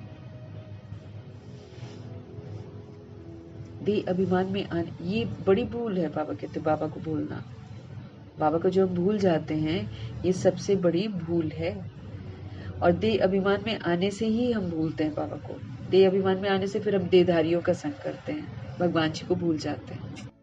बाबा कहते हैं शरीर का निर्वाह करने अर्थ, शरीर को चलाना है ना, उतना धंधा आदि कर लो।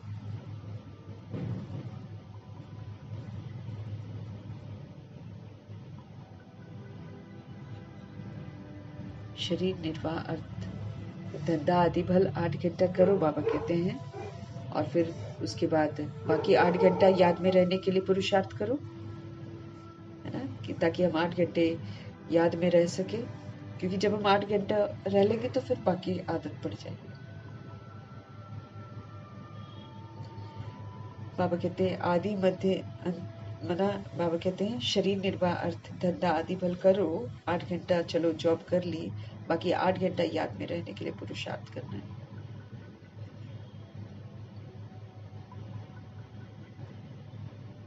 वो अवस्था, बाबा कहते हैं 8 घंटा याद में रहने के लिए पुरुषार्थ करना है।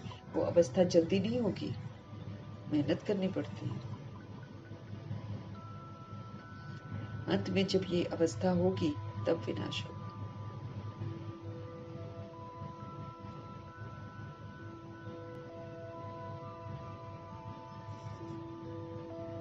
बाकी 8 घंटा याद में रहने के लिए पुरुषार्थ जरूर करना है। वो अवस्था जल्दी नहीं होगी, अंत में जब ये अवस्था होगी ना तब विनाश होगा। कर्मातीत अवस्था हुई तो फिर ये शरीर ठहर नहीं सकेगा, फिर हम इस बॉडी में नहीं रहेंगे। जब हमारा सारा कार्मिक बॉन्डेज सेटल हो जाएगा हम फटाफट शरीर छोड़ देंगे। मीठे मीठे परमपिता परमात्मा बोल रहे हैं कर्मातीत अवस्था जहाँ मेरा कोई भी कार्मिक बॉन्डेज नहीं है, जब वो अवस्था मेरी हो जाएगी फिर हम शरीर में कभी नहीं ठहरेंगे, छूट जाएगा शरीर। क्योंकि आत्मा पवित्र बन गई ना। देखो दाग कैसे हम बंधे हुए हैं सबके साथ। जैसे जैसे रस्सियां खोलते जाएंगे, फ्री होते जाएंगे, खुशी बढ़ती जाएगी और फिर हमारा कार्मिक अकाउंट सारा सेटल हो जाएगा, कर्मातीत अवस्था हो जाएगी। फिर हम शरीर को छोड़ देंगे आराम से, कोई दिक्कत कोई परेशानी नहीं, छूट जाएगा। क्योंकि आत्मा पवित्र बन गई ना, कर्मातीत बन गई तो एक भी किसी के साथ नेगेटिव संकल्प नहीं।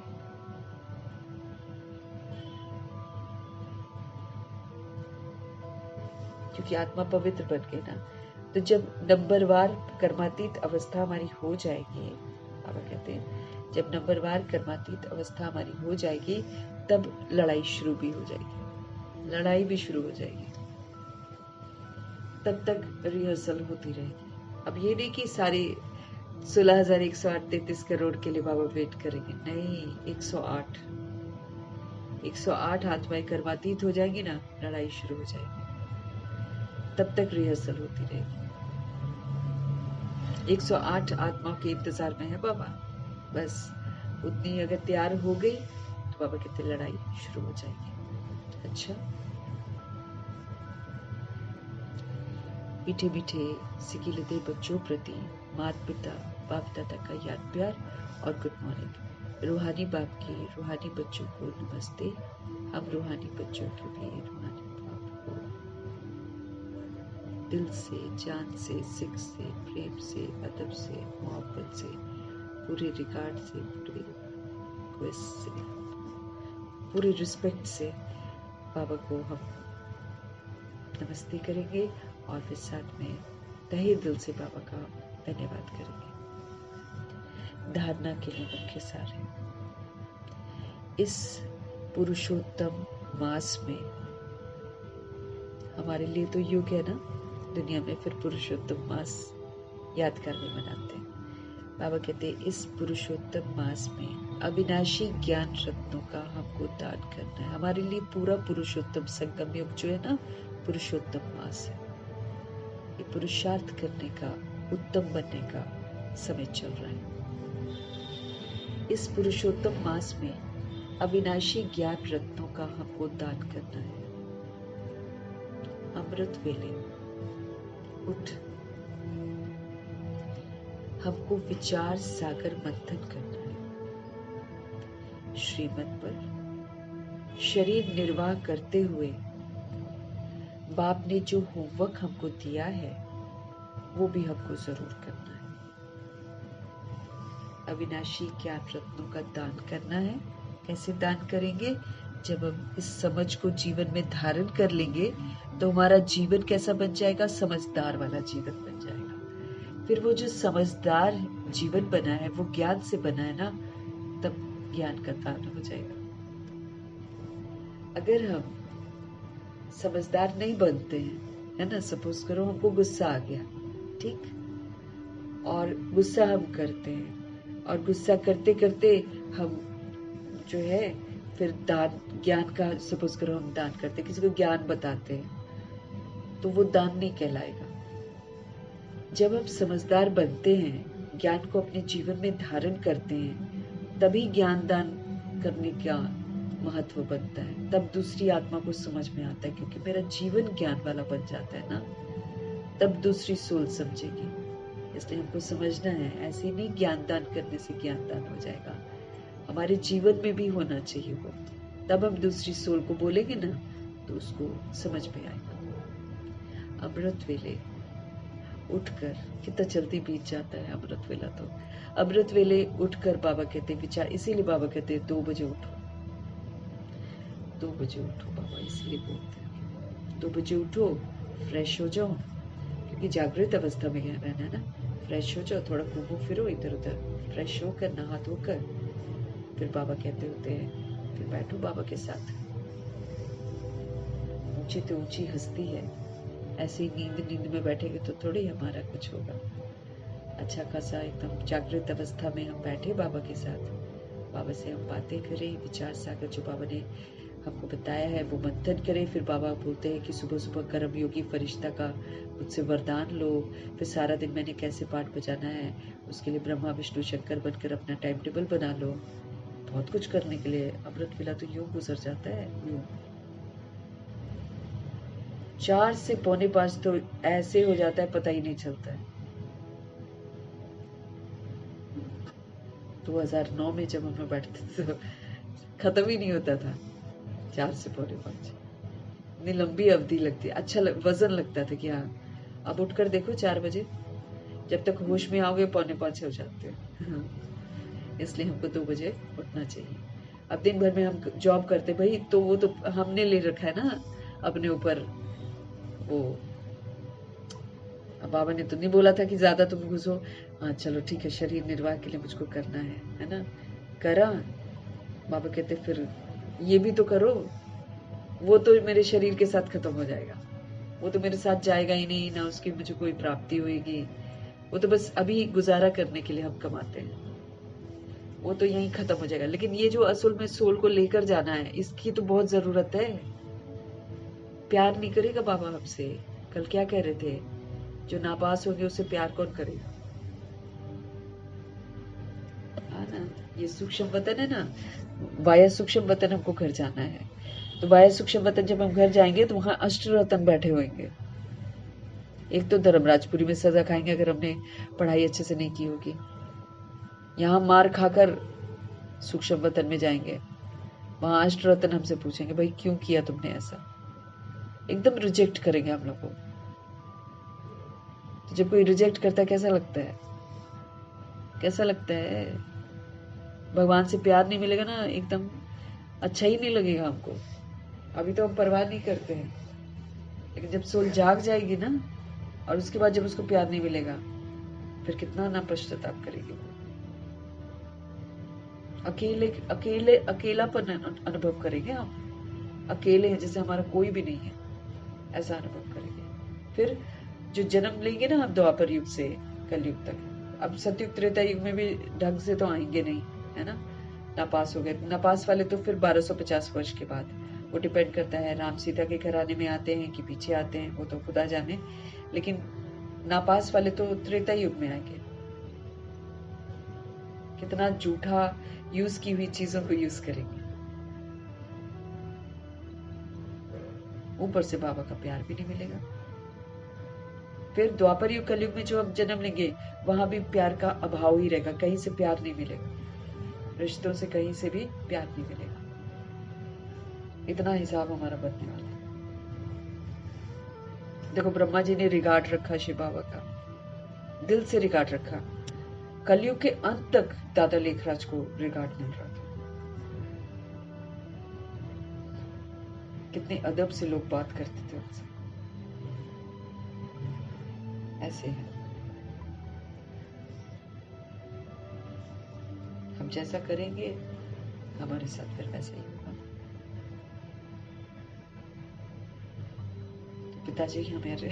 पिताजी हमें क्या बोल रहे हैं, इस पुरुषोत्तम मास में अविनाशी ज्ञान रत्नों का दान करना है। हमको ध्यान रखना है, पहले खुद जीवन में लाना है, फिर किसी को देना है। उस दिन बाबा ने क्या बोला, तुम जीवन में लाते नहीं हो और फिर तुम दूसरे को बोलते हो, महापाप करते हो। बोला था ना उस दिन, हम लोगों ने पढ़ा था, महापाप कहलाता है। मैं खुद को आत्मा समझती नहीं और दूसरे को बोलती आत्मा समझो, महापाप है। सत्यता नहीं है ना फिर हमारे अंदर। सत्यता की अथॉरिटी वाले ऑलवेज हैप्पी रहेंगे। अमृत वेले उठकर बाबा कहते विचार सागर मंथन करो। अगर हमको विचार सागर मंथन करना है, अगर हमको दिनचर्या का पूरा फिक्स करना है, अगर हमको बाबा से शक्तियां लेनी है, वरदान हमारा 2 बजे उठना जरूरी है।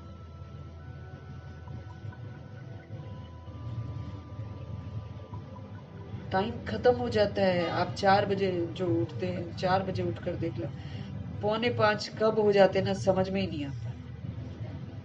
हमको दुआएं देनी है कितनी सारी सोल्स को। खाली बैठकर ऐसे बातें ही थोड़ी करते रहना है। विचार सागर मंथन करना है, सारे दिन का टाइम टेबल बनाना है, बाबा से कर्मयोगी फरिश्ते का वरदान लेना है, फिर बाबा के साथ बैठकर सारे वर्ल्ड की सारी सोल्स को दुआएं देनी है। बहुत कुछ करना है। थोड़ी पहले की तरह बैठे हैं बस ये बातें कर रहे हैं, वो बातें कर रहे हैं, मेरा ये हो जाए, मेरा वो, इसके लिए थोड़ी अमृत वेला है। दादियां तो सुबह उठ के ये पक्का करती थी, मैं कौन, मेरा कौन और मुझे क्या करना है। सारे दिन के लिए प्रोग्राम, मैं कौन हूँ, मेरा कौन है और मुझे क्या करना है। सारे दिन का प्रोग्राम सुबह सेट करती थी और फिर उस पर टिकती थी और फिर रात को चेकिंग करके अपना क्लियर करती थी। हमको भी तो अपना ब्रह्मा विष्णु शंकर बनना है। तो बाबा हमको समझा रहे हैं कि विचार सागर मंथन करना है। भाई हम करेंगे तो कौन करेगा, आत्मा करेगी। किसके लिए कर रही है, अपने लिए कर रही है। आत्मा की शामत आएगी। हड्ड-गोडे जब टूटेंगे तो आत्मा ही तो दर्द अनुभव करती है। पुर्जा पुर्जा, हाँ बाबा कहते हैं ना, पुर्जा पुर्जा हो जाओगे।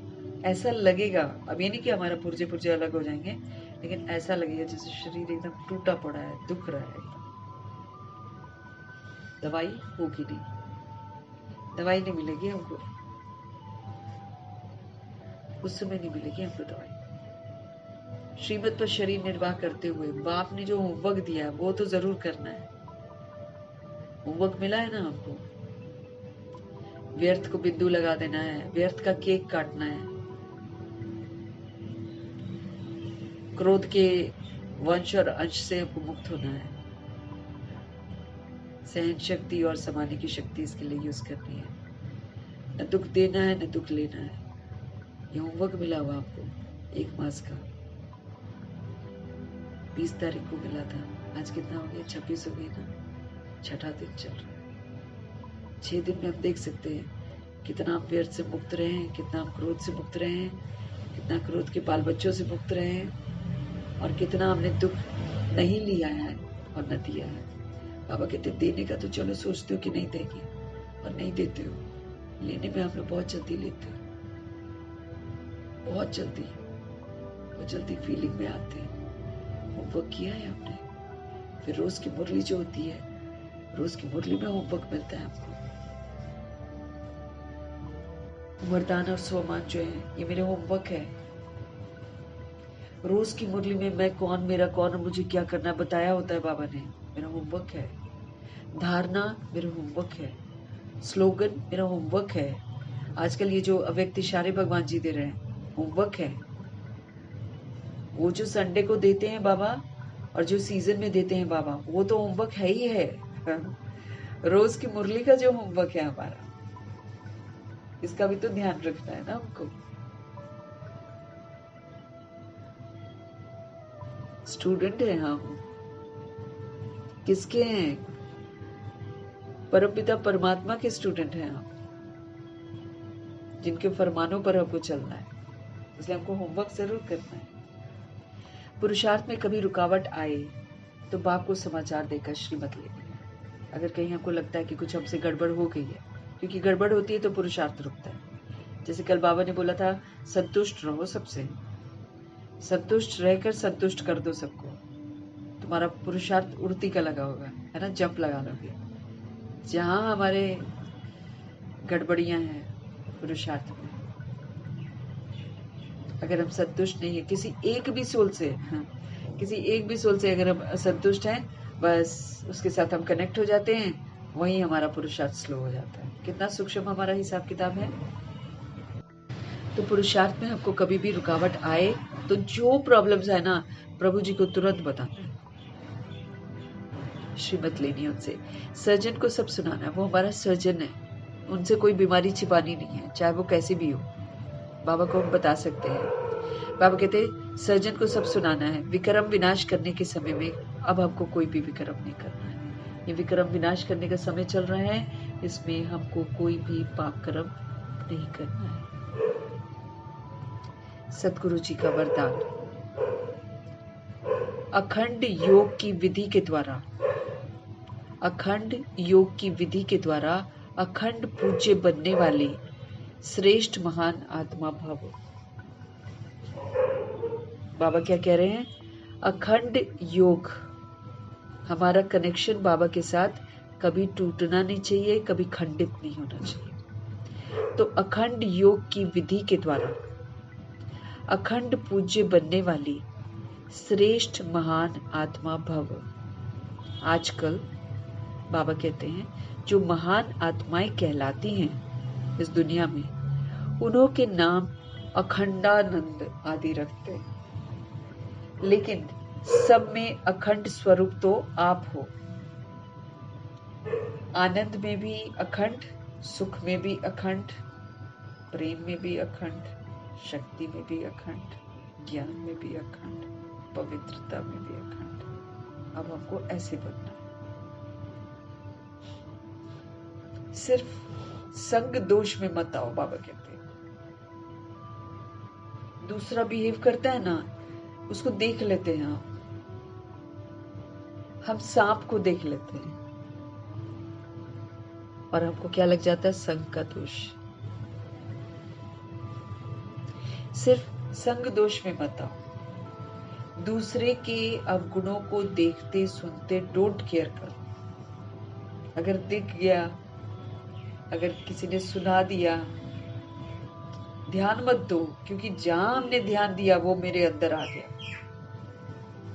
वो मेरे अंदर आ जाएगा। दूसरे के अवगुणों को देखते सुनते डोंट केयर करो, तो हम तो इस विशेषता से हमारा योग लगा रहेगा, है कि नहीं? जब हम, बाबा ने उस दिन क्या पढ़ाया था, जब हम किसी का अवगुण देखते हैं हमको राहु का ग्रहण लग जाता है। बताओ, अवगुण देखते ना हमको राहु का ग्रहण लगता है। और राहु कोई काम ना बनने देगा फिर। बड़ा सूक्ष्म, पता है, हमको अपने आप को देखना है। गड़बड़ियां होती हैं तो हम गड़बड़ियां करते हैं, इसलिए गड़बड़ियां होती हैं। बाबा हमको क्या समझा रहे हैं? सिर्फ संग दोष में मत आओ, दूसरों को देखकर उनके जैसे मत बन जाओ। किसी का भी अवगुण मत देखो। अगर दिख जाता है, अगर कोई आपको सुना देता है, डोंट केयर करो। तो इस विशेषता से क्या बन जाओगे? अखंड योगी बन जाओगे। इस विशेषता से अखंड योगी बन जाओगे। जो अखंड योगी हैं वही अखंड पूज्य बनते हैं। जिनका योग बाबा से टूटता नहीं है वही फिर पूज्य बनते हैं। अखंड योगी हैं वही अखंड पूज्य बनते हैं। तो आप ऐसी महान आत्माएं हो जो आधा कल्प तो स्वयं पूज्य स्वरूप में रहती हो और आधा कल्प फिर आपके जड़ चित्रों का पूजन होता है।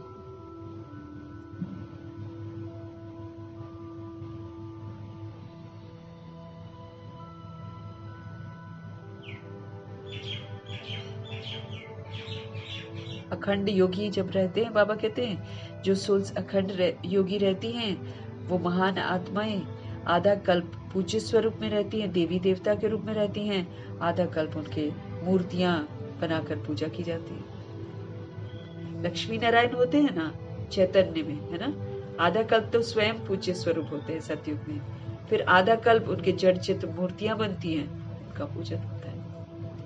ये किसका फ्रूट मिलता है? जो अखंड योगी रहते हैं, बाबा के साथ निरंतर योग में रहते हैं, उसका फल है ये, है ना। तो बाबा क्या बोल रहे हैं? अखंड योग की विधि, हमारा योग कभी भी बाबा से टूटे ना, डिस्कनेक्ट ना हो हम, इसके द्वारा अखंड पूज्य हम बने और श्रेष्ठ महान आत्मा बने। आजकल जो महान आत्माएं कहलाती हैं उन्हों के नाम अखंडानंद आदि रखते हैं, लेकिन सब में अखंड स्वरूप तो आप हो। अब हमको कैसे अखंड रहना? देखो ये जो 7 गुण हैं ये हमारे हमेशा यूज होने चाहिए, हमेशा शांत, हमेशा पवित्र, हमेशा सुखी, हमेशा खुश, हमेशा आनंदित, हमेशा समझदार, हमेशा शक्तिशाली, तब कहेंगे अखंड। तभी तो ब्रह्मा जी पिलर बन गए थे सब चीजों के, सारा जहान हिला रहे हैं उनको। और अकस्मात हुआ ना, दादा लेखराज फुल रिस्पेक्ट, ब्रह्मा बनते गालियां शुरू, जो लोग इज्जत देते थे वही बेइज्जत करने लग गए। लेकिन ब्रह्मा जी शांत, दाता के रूप में, सब ठीक है, सब ठीक है ना। तो ये जो 7 जो गुण बताते हैं ना बाबा, सतोगुणी है ना, जो 7 गुण बनाते, इसमें भी अखंड बनना है। सत्यता दिव्यता को यूज करने में अखंड बनना है, फिर जो दैवी गुण है उसको यूज करने में हमको अखंड बनना है। तो इसलिए बाबा कहते हैं सिर्फ क्या होता है, हम अखंड कब नहीं होते। अब दूसरा, अब सपोज करो बाबा कहते हैं शांत रहो, है ना, और दूसरा कर दे हमको अशांत, सपोज करो, करना तो नहीं चाहिए लेकिन सपोज करो कोई कलेश कर देता है, कुछ गड़बड़ बोल देता है, मुझे बाबा कहते तुम, अब कोई सपोज करो रिएक्ट कर जाए या रिजेक्ट कर जाए या कुछ बोल जाए, तो क्या हो गया, मुझे किसी जो विस्मृत आत्मा है उसके संग का दोष लग गया, मेरे को तो दोष लग गया ना, मैं उसके प्रभाव में आकर जब मैं गुस्से में आ गई तो मेरे को लग गया दोष। तो बाबा कहते हैं अखंड बनना है ना, बस आप सिर्फ ये ध्यान रखो कि किसी संग दोष में मत हो। दूसरा कोई कुछ भी कर रहा है, दूसरे के अवगुणों को देखते सुनते डोंट केयर करो। तो इस विशेषता से क्या हो जाएगा, आप अखंड योगी बन जाएंगे। जो अखंड योगी होता है वही तो अखंड पूज्य बनता है।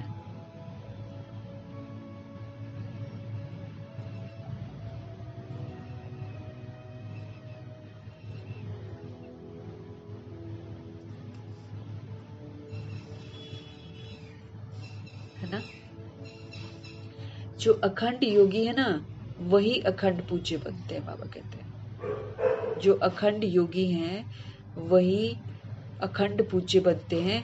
तो आप ऐसी महान आत्माएं हो जो आधा कल्प स्वयं पूज्य स्वरूप में रहती हो और फिर आधा कल्प आपके जड़ चित्र। देखो अखंड, मम्मा अखंड, बाबा अखंड, हाँ, इसलिए देखो लक्ष्मी नारायण बनते हैं पूज्य स्वरूप में और फिर आधा कल्प उनकी पूजा होती है।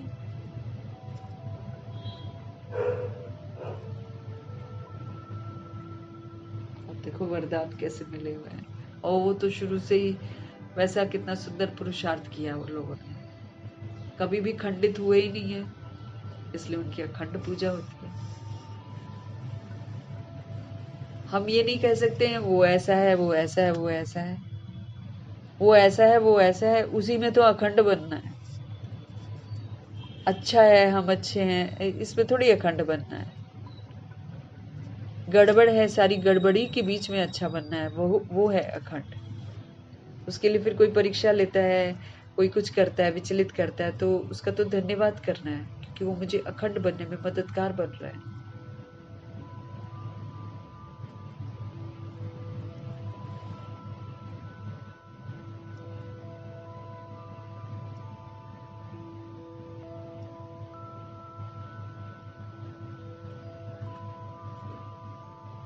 तो कितना ऊंचा वरदान है बाबा का। 7 गुणों में अखंड, 8 शक्तियों में अखंड और दैवी गुणों में अखंड, आत्म अभिमानी होकर रहने में अखंड।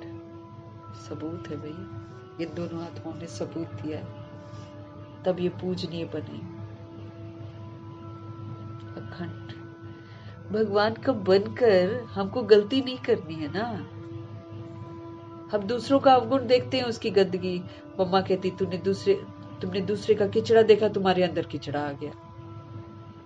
मम्मा कहती तुम कौआ हो क्या, कौआ करता है ऐसे काम।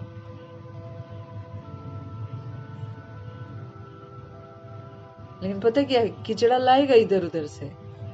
आप पानी रखेंगे ना, उसमें पहले कहां से क्या क्या उठा के लाएगा, उसको पहले पानी में धोता है फिर खाता है। हाँ, पानी सारा गंदा करके जाता है।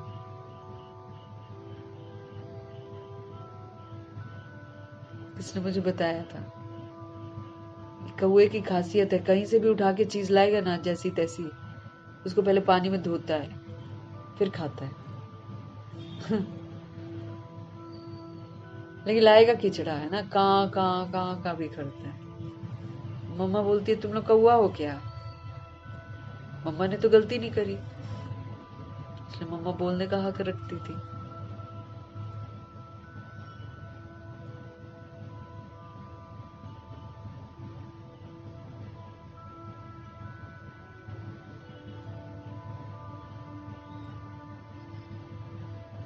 तो वरदान जबरदस्त है। किसी के भी अवगुण को देखते सुनते डोंट केयर करो, बाबा कहते हैं। इस विशेषता से अखंड योगी बन जाएंगे, फिर हमारा योग लग जाएगा बाबा के साथ। जब तक हम अवगुण देख रहे हैं, जब तक हम किसी को दैहिक दृष्टि से देख रहे हैं, तब तक तो हम खंडित होते जा रहे हैं, इसलिए योग नहीं लगता है। बाबा ने क्या बोला, एक भी सोल के लिए नेगेटिव सोचोगे योग नहीं लगेगा। लगेगा, बैठे रहो 2-3 घंटा, वो तो देह अभिमान बैठा है, योग थोड़ी लग रहा है। योग तो तब लगता है जब देह का भान नहीं होता है और परमात्मा के साथ, परमात्मा की स्मृति के साथ हमारा योग लगता है, तब लगता है योग। एक भी किसी सोल के बारे में हम अगर गड़बड़ सोचते हैं, हम बाबा से कनेक्टेड ही क्यों, गंदे हैं ना फिर हम। अवगुण दिखाई कब देते हैं, जब हम देह को देखते हैं। देह को देखना भी कर्म है। बाबा ने कहा है आत्मा को देखो। कौन सी आत्मा को देखो, सतगुणी आत्मा को देखो जो परम धाम निवासी है।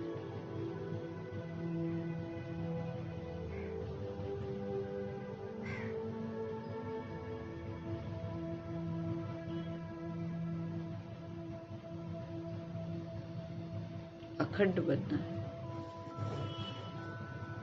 जो कुछ बाबा देते हैं ना, सबको यूज करने में अखंड बनना। अवगुण किसी के नहीं देखने, कमियां किसी की नहीं देखनी, फिर हमारा योग बाबा के साथ लगेगा। स्लोगन, दिव्य बुद्धि ही साइलेंस की शक्ति का आधार है। ये जो डिवाइन इंटेलेक्ट हमको मिलता है बाबा से, तीसरा नेत्र जो हमको मिलता है, इससे जब हम सारी बातें समझ जाते हैं ना, इसी से फिर हमारे अंदर साइलेंस की शक्ति आती है। दिव्य बुद्धि, समझ की बुद्धि जो बाबा से हमको मिलती है, इससे जब हम हर बात समझते हैं तो हम शांत हो जाते हैं, नहीं तो शिकवे शिकायत बनी रहती हैं। लेकिन दिव्य बुद्धि ही बाबा कहते हैं साइलेंस की शक्ति का आधार।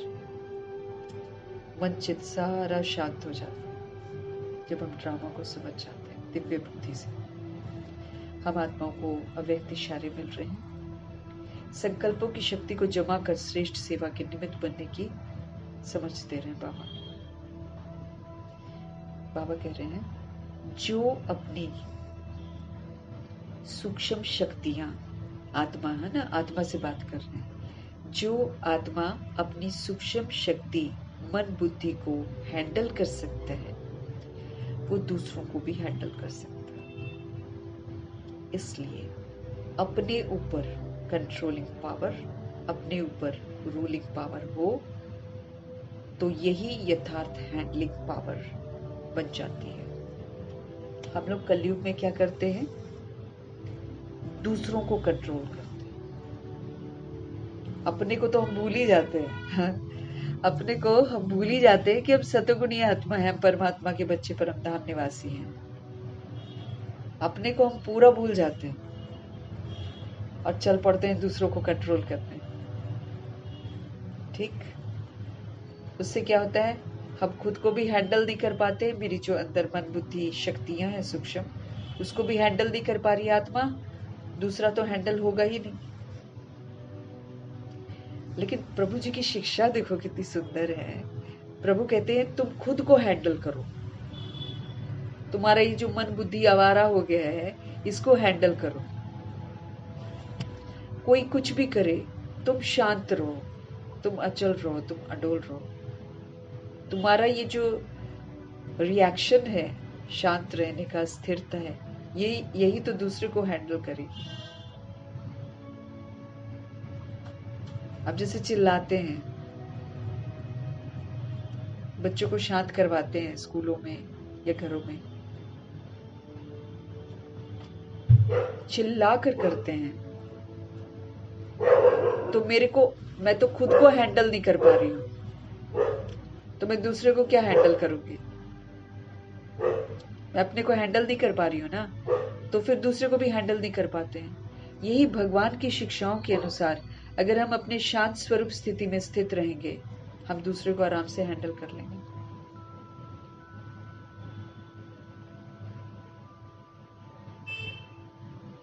कायदे से जब हम कोई भी बात को किसी को बोलेंगे, वो सुनेंगे बच्चे।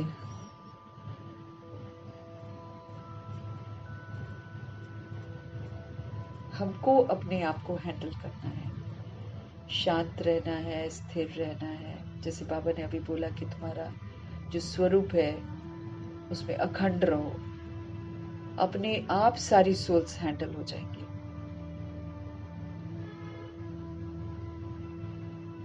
हमारे रिएक्ट रिजेक्ट करने से सारे काम बिगड़ते हैं।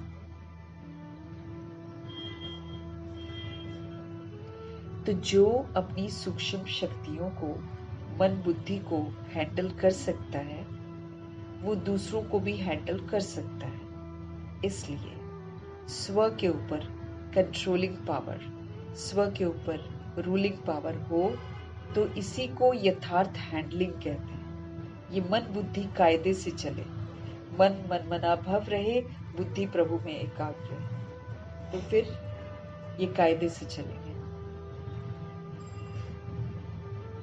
चाहे अज्ञानी आत्माओं को सेवा द्वारा हैंडल करो, चाहे ब्राह्मण परिवार में स्नेह संपन्न, संतुष्टता संपन्न व्यवहार करो, दोनों में सफल हो जाए। अगर मेरे में हैंडलिंग पावर होगा, मन बुद्धि मेरी कंट्रोलिंग और रूलिंग पावर में रहेंगे, तो बाबा कहते फिर चाहे अज्ञानी आत्माएं आपके सामने हो, उनकी सेवा पर आप हो,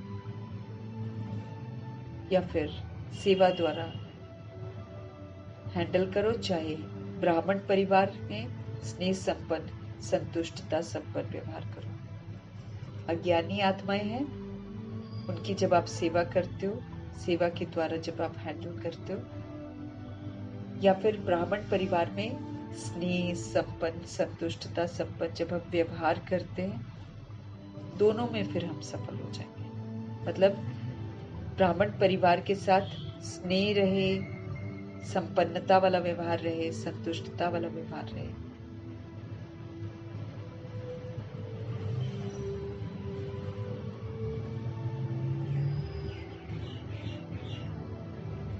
तो जो अपनी सूक्ष्म शक्तियां, मन बुद्धि को हैंडल कर सकता है, कंट्रोल कर सकता है, रूल कर सकता है, उसको ही बाबा यथार्थ हैंडलिंग कहते हैं। चाहे फिर हम अज्ञानी आत्माओं के संपर्क में आए, उनकी सेवा करें, चाहे हम ब्राह्मण परिवार में स्नेह संपन्न, संतुष्टता संपन्न व्यवहार शेयर करें या करें, व्यवहार करें, दोनों में हमको सफलता मिलेगी अगर मेरा मन बुद्धि कंट्रोल में है तो। जब ये कंट्रोल में नहीं होता है, तब हम करते हैं गड़बड़ियां। अज्ञानी आत्माओं के साथ सेवा करते भी गड़बड़ होती है, और फिर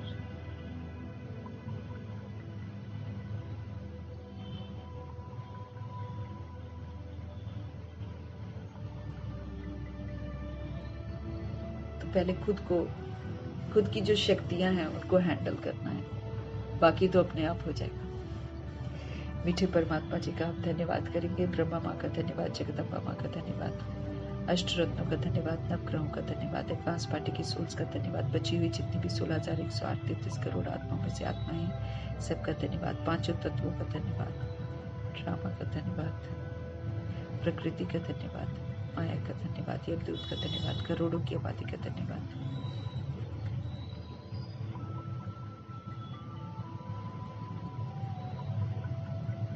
साधनों का धन्यवाद, साधन बनाने वालों का धन्यवाद, साथ में रहने वाली सोल्स का धन्यवाद, सहयोगी आत्माओं को धन्यवाद, करोड़ों की आबादी का धन्यवाद।